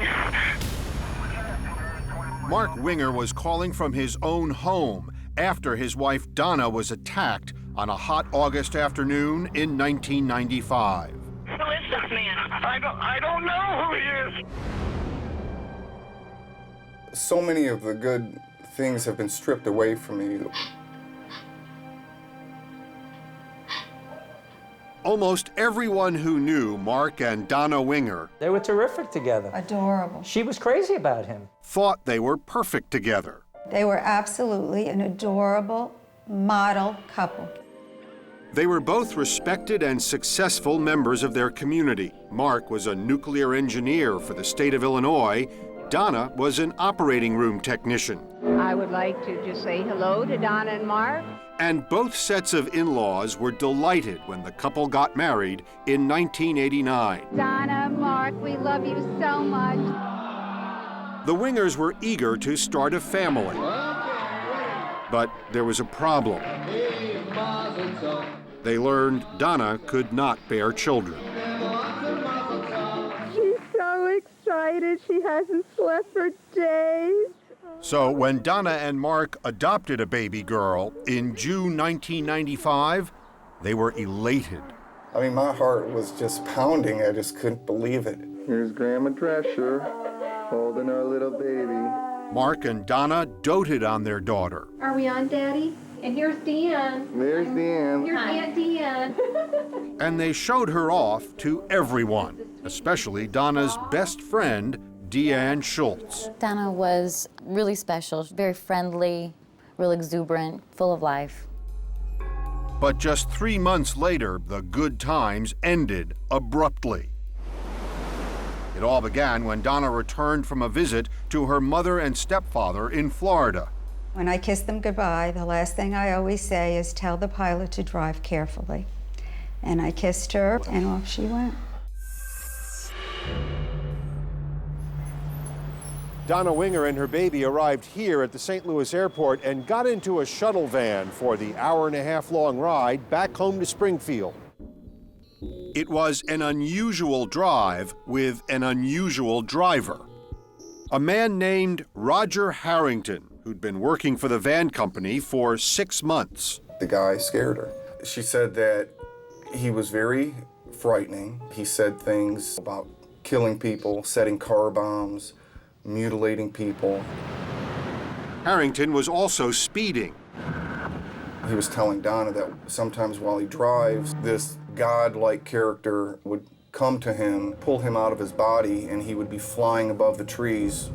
She and the baby made it home, but Donna was very rattled. She was scared enough to tell me that she was very uneasy and scared to be alone. Mark Winger complained to Roger Harrington's boss. I blew up at him, told him about, his van driver speeding, with my wife and my baby, the inappropriate things he was saying. Then, less than a week after Donna's wild ride, Winger says he was on his treadmill in the basement when he heard a thump. You come up the stairs and it's very dark in that stairwell. I'm just starting to hear crying from, sounded like the bedroom. The baby, he says, was alone in the master bedroom, and there were strange sounds coming from the dining room. Instantly, I knew that that wasn't right at all. I just grabbed my gun and started going down the hall. Winger says when he came down this hallway, he saw one of the most horrifying things any husband could see. His wife was on the floor here in the dining room. There was a stranger over her, bludgeoning her with a hammer. You can't imagine it. You can't. When I came down the hallway, I had my weapon pointed at him and I went to pull the trigger. And that's when Winger says he shot the man in the head. When police got to Winger's house, the victims were in terrible shape, but alive. The male was taking real deep, labored breaths, and I thought his time was limited. As paramedics went to work, Officer Dave Barringer got his Polaroid camera. So I thought, if we're going to have pictures with showing where the bodies were located, I'm going to have to take these pictures now because they're going to be gone within a matter of a few minutes. He showed us how quickly he took pictures. 3 pictures. I only had 3 pictures left in my camera. Within minutes, both Donna and the man were rushed to the hospital. I just knew that she was in dire straits. And Mark Winger began telling police what happened that day. And I was like, oh my God. I said, Donna, oh my God.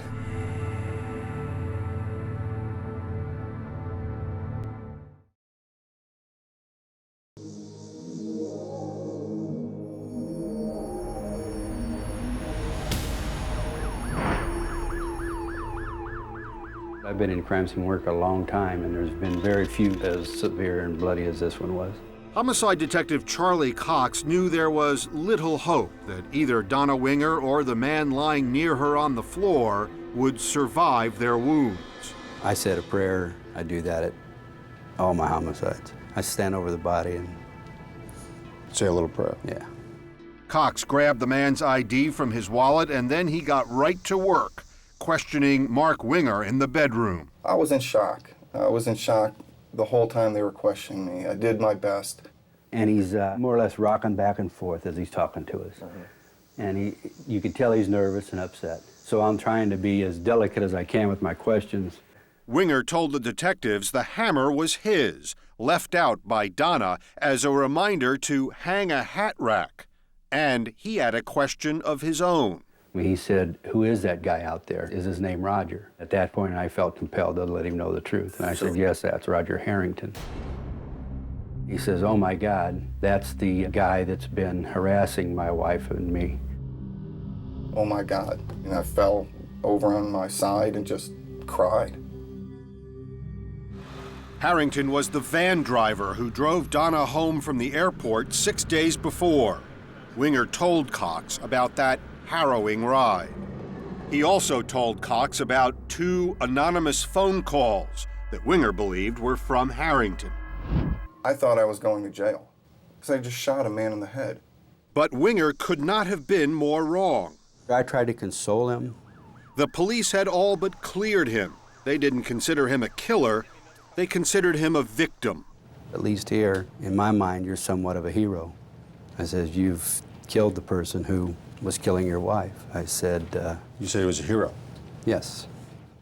Cox's partner, Doug Williamson, helped to calm Winger. I was trying to let him know what we were going to do, how the police were going to help him. After Donna and Harrington were taken away, Winger managed to give the detectives a detailed statement.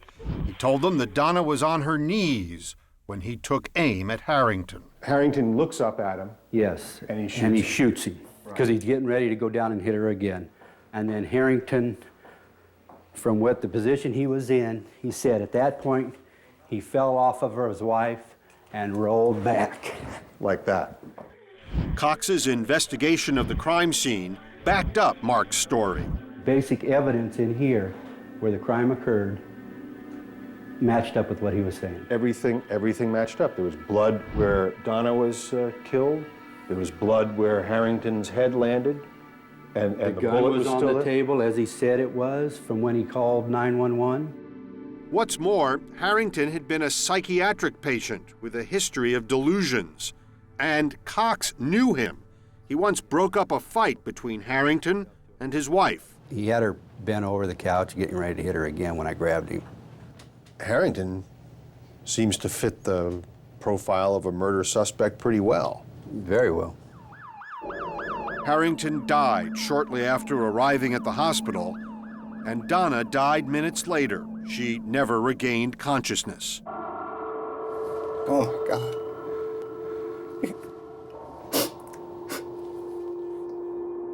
I felt deeply for him. I'm a very religious person. He seemed to be that as well. Donna's mother and stepfather, Sarah Jane and Ira Drescher, were inconsolable when they heard about her murder. I had to hold her because she was wailing, howling, wailing. They were shocked to hear that Donna's ride from the airport had escalated into a homicide. She's a good girl. Was she scared by this driver? She wasn't scared, no. She wasn't scared. She was just disturbed in a way, you know, that this was such a crazy conversation. Ira and Sarah Jane rushed to their son-in-law's side. We felt terrible for him. He's lost his wife also, and then he had to turn around and shoot a man. He was crying, and I said, "Mark, I know you did the best you could, and I love you very much." It was an open and shut case. One day after Winger shot Roger Harrington, the prosecutor announced his conclusions. Mr. Winger acted in self-defense when he shot Mr. Harrington, and therefore at this time no charges will be filed against him, and I anticipate that there will never be any charges filed against Mr. Winger. Yeah, I was fine with that. Case closed. Case was closed before then. There was an outpouring of support for Mark here in Springfield. Almost everyone believed he was a good family man whose life had been shattered by a madman, But one family wasn't buying that story at all. Roger Harrington's family. What were you trying to tell the police? I was trying to tell him there is no way. You guys are so wrong. I knew he was not capable. Harrington's sister, Barbara Howell, pleaded with Detective Cox. He was very rude, very rude. Oh, very rude. He said, ma'am, anytime you want to know how your kid brother walked in that home, snapped, and killed that woman, come to my office and I'll show you step by step. Roger's mother, Helen, felt the shame of a city that believed she had raised a psychotic killer. Just felt branded like, who are we? You know. You felt branded? How would anybody feel if their son was called a murderer? The Harringtons bore their grief quietly, believing they were alone. They didn't realize that someone else doubted Winger's story, someone close to the investigation. How convincing was Mark Winger that night and the night after? It was very convincing. Detective Doug Williamson. Were you convinced? No. Williamson had a lot of questions. Why would Donna leave her baby alone on her bed and open the door to Harrington, a man she supposedly feared? Roger Harrington was allowed into the house. There was no forced entry. Somebody let him in. And Harrington parked right in front of the Winger home, leaving behind a piece of paper with a puzzling message. I saw that there was a note on the front seat, and it had Mark Winger's name, his address, and 4:30 p.m. He says he doesn't know Roger Harrington, has never met him, and he does not indicate any appointment when I have already seen the note, which indicates an appointment. There's always things in every homicide that don't fit. So what did you do with those things that bothered you? Just let them bother me, like they always do. Cox saw no reason to doubt that the nuclear engineer justifiably shot a disturbed intruder. But Williamson wanted to investigate further. His bosses turned him down flat. They discounted everything I said. How did they discount it? They just said the case is going to be closed, that's it. And that's the way it stayed for 3.5 years. Until... You didn't know what she wanted to say. No. But you knew it was going to be big. Yes. A surprise witness came forward.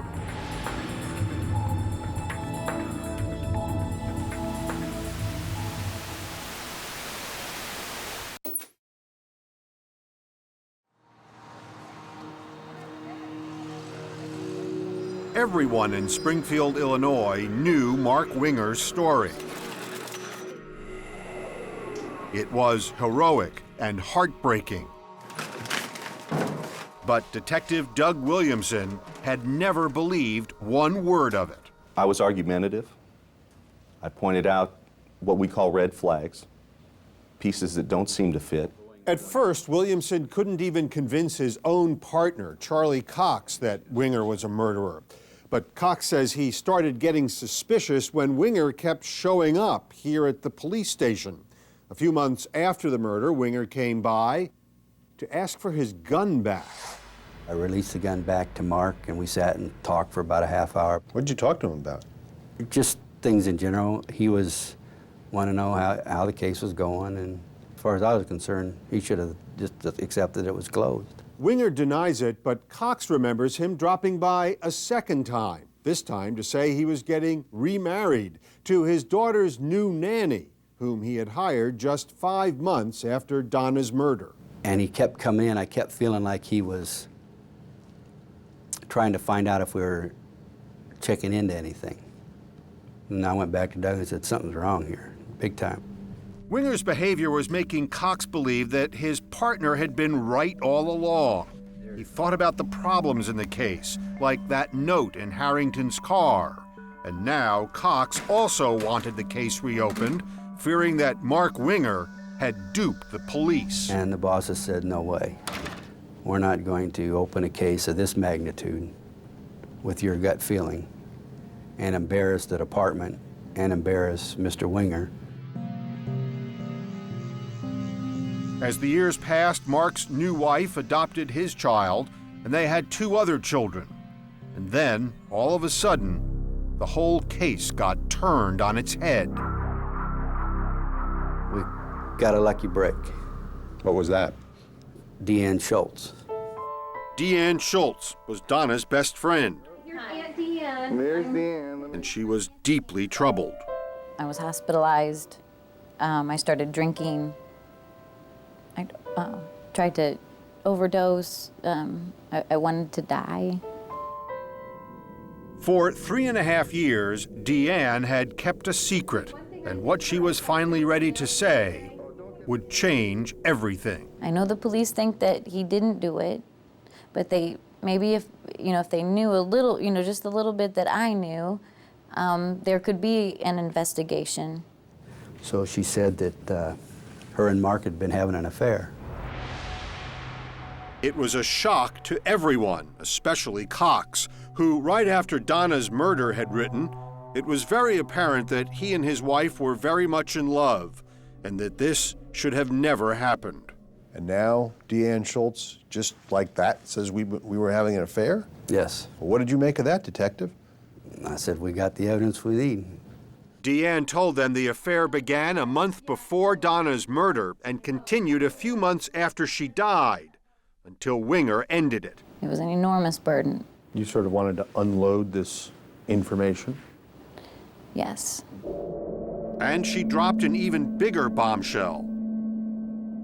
She told police Mark wanted out of his marriage so badly, he had talked about killing Donna. He mentioned that it would be easier if Donna just died. Deanne said Winger suggested that she could play a role. Daddy's feeding you. He had said that he would be out of town, and he mentioned me coming and finding Donna. That was the gist of the Finding her conversation. body. Yes. And I said, "You're crazy." And Deanne said Winger even talked about the van driver, Roger Harrington. According to Deanne Schultz, he told her he had to figure out a way to get him into the house. My impression was that he was gonna give him a hard time, make sure he never messed with his family again. Winger admits he had an affair with Deanne. I was a good husband to Donna. I made a mistake. I'm human. It was stupid and it was wrong. But he denies everything else she said. You said to her, you wish Donna was dead, That's a horrible, horrible lie. Did you ever say that to her? No. You never said that it would be easier if Donna would just die? At the time, Deanne says she didn't take Winger's comments seriously. But as the years passed, she felt mounting pressure from her own conscience. I wish that she would have lived and I would have died. I would have traded places. Why did you feel that? Because she didn't deserve to die. She shouldn't have died. With Deanne's dramatic revelation, the case was finally reopened. Looking at it. The detectives went straight to the old files and found yet another surprise. Those 3 Polaroids taken by Officer Barringer. Well, did you look at them in '95? No. Why not? Didn't know they existed. The Polaroids were taken before Donna and Harrington were moved to the hospital, but were never shown to investigators. When the detectives finally saw these photos, they were flabbergasted. It didn't take but 10 seconds. It was a smoking gun. It was the smoking gun. Why? Roger Harrington's body, the placement of that body in that photo, blew Mark's story out of the water. It was over. Roger Harrington's head and feet were in the opposite way of what Mark told us happened. Please help me.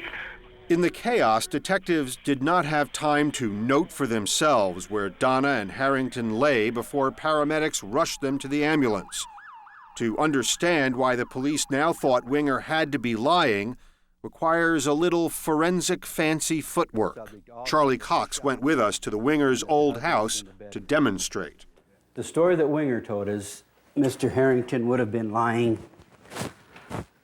basically like this. Because he would have fallen backwards. He would have fallen when backwards he was shot and landed that way. here. Remember, police said Winger told them when he shot Harrington, Harrington fell backwards off of Donna. So how was he found? He was actually completely 180 degrees a different direction. Police believe it could not have happened as Winger said. He would have had to completely do a flip and land over here. Land how? Land like this. So he would have And it's had- physically impossible with a .45 caliber round to have done that flip. Barringer's 3 Polaroids were becoming the centerpiece of the case. How could nobody tell you that there were Polaroid pictures of the crime scenes? I mean, we're talking about the only 3 pictures of the bodies as they lay. I agree. How does that get lost? Got overlooked. And in a case where it was as closed as fast as this one was, it was never thought of again. This thing was closed by the 10:30 news that night for all practical purposes. 4 years after the crime, the detectives had no doubt that they had botched the original investigation. They had allowed Mark Winger to get away with murder by pinning the crime on the obvious suspect, Roger Harrington. Roger Harrington was a perfect patsy to set up for this crime.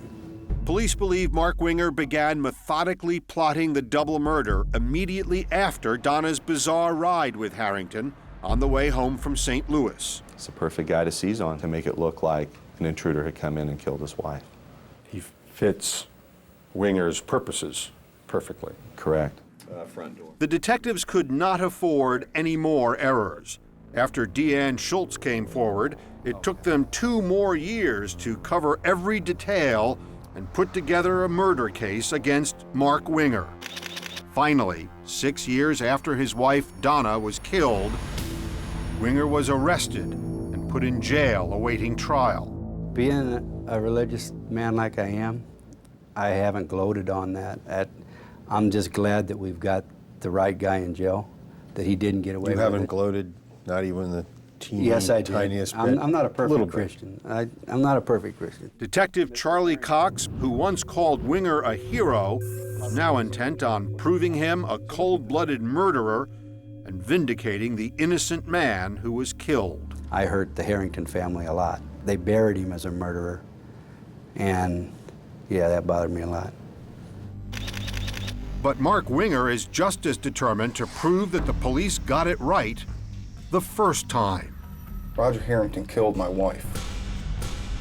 I saw it with my own eyes.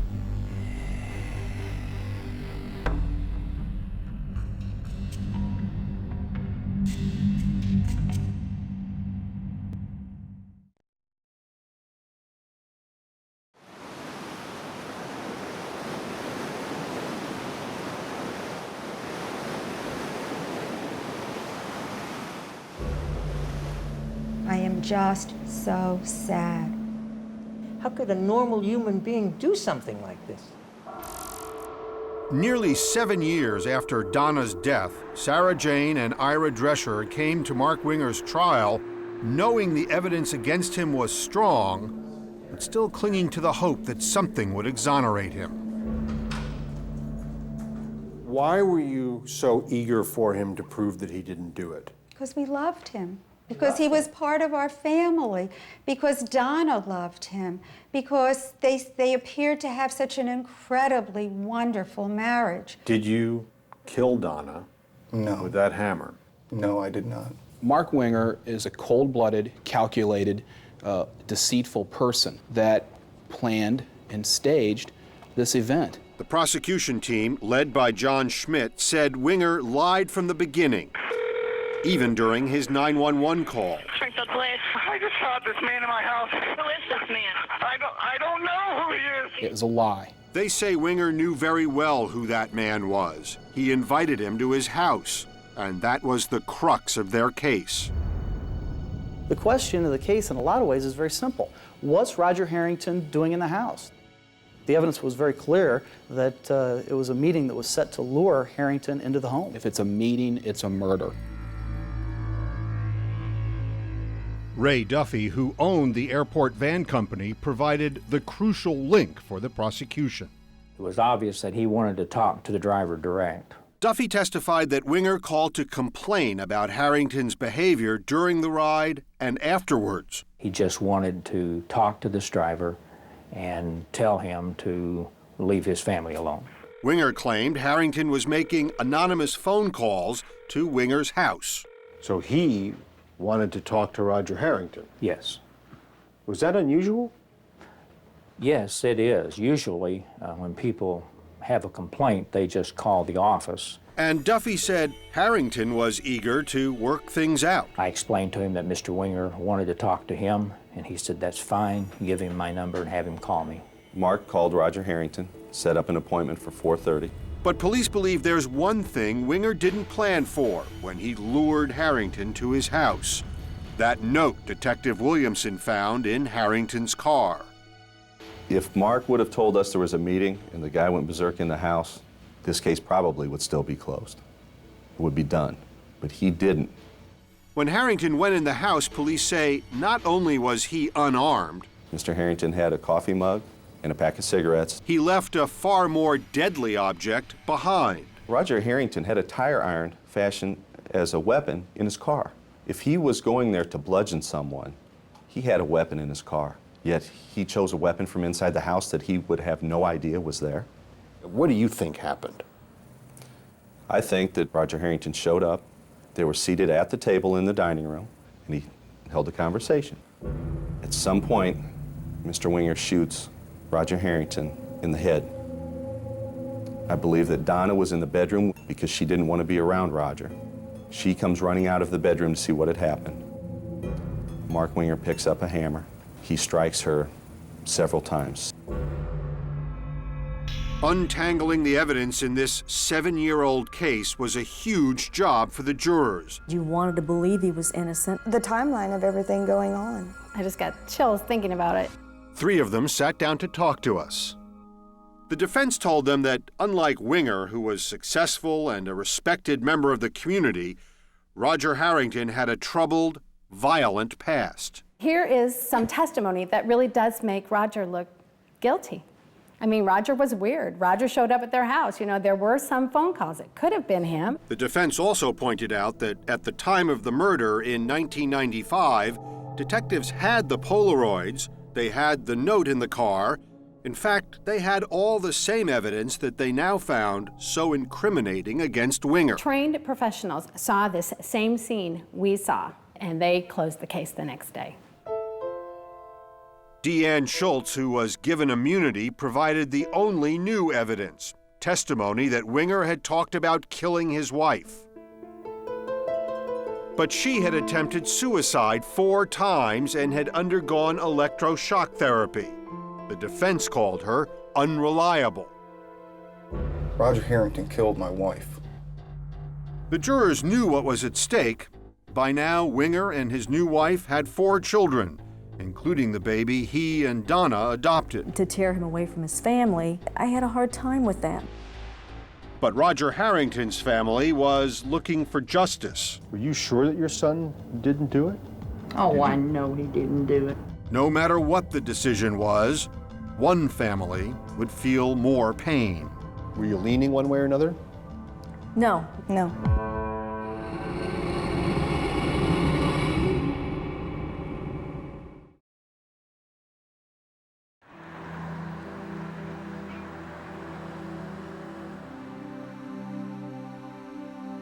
After nearly 2 weeks of testimony, Sarah Jane and Ira Drescher are overwhelmed by the evidence against Mark Winger. And what is so hard to understand is that the way he murdered Donna was so vicious and so violent. Roger Harrington's family hopes to clear his name. I was praying. I kept going, Raj, if you're up there, you hear me. Bring us something good. Bring us something so that, you know, Mom and Dad can sleep good tonight. The jury deliberated for 13 hours before reaching its verdict. I knew the moment they walked out the door. I remember seeing the jury coming in. I remember my heart feeling as though it was going to come out of my chest. I can hear Judge Zappa's voice. We, the jury, find the defendant, Mark Winger, guilty.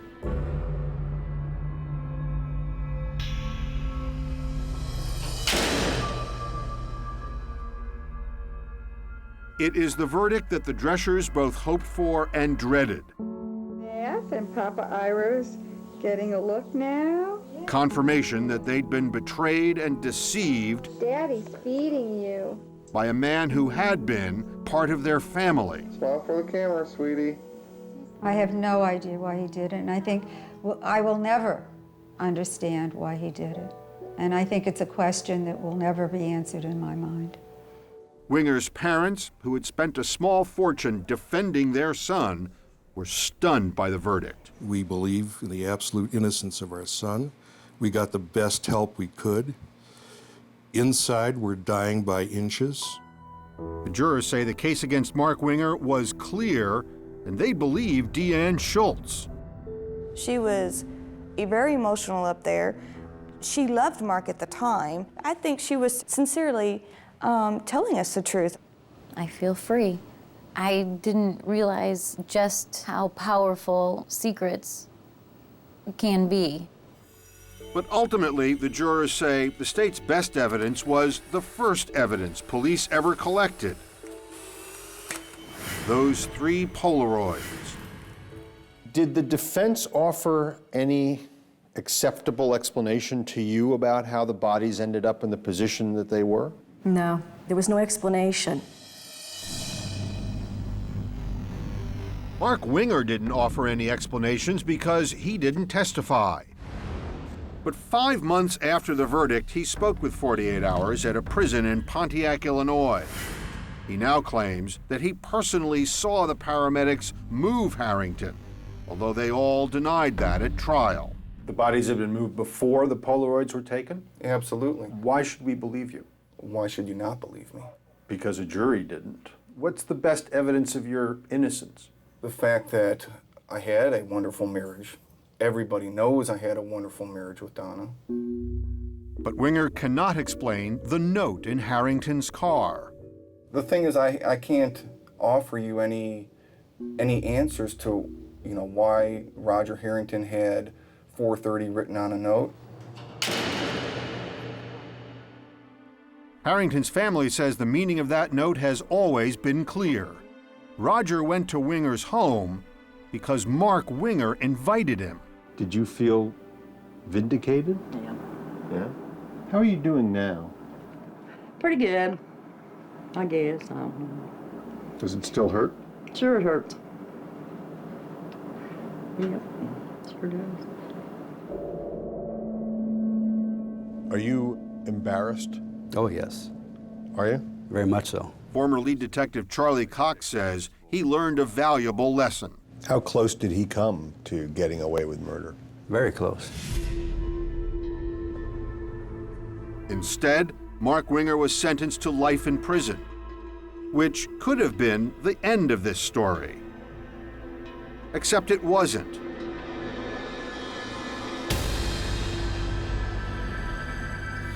In spring 2005, an inmate at the prison in Pontiac came forward and said that Winger tried to involve him in a murder-for-hire plot. I knew in my head that he was a murderer, but my heart had a hard time believing it still. The intended victim was Deanne Schultz. And Winger's plot was so complicated, you might say twisted, that it took 19 handwritten pages and hours of secretly recorded conversations to spell it out.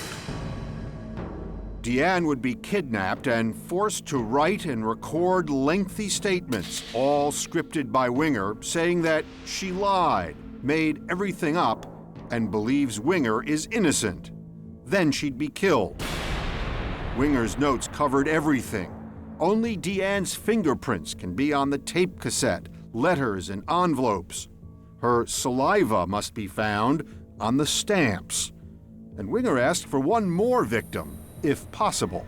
Oh, by the way, if there's any money left over, kill Ira Drescher also, because he's the son of a gun of a father-in-law that I dislike.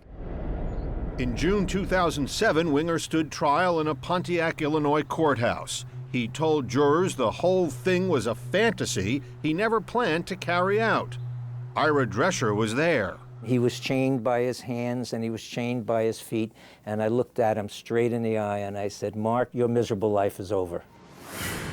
This time, the jury took less than 3 hours, including lunch. Mark Winger was convicted of soliciting murder and sentenced to another 35 years. I've always been afraid that he would get out on some technicality. Now I know that he will never be free.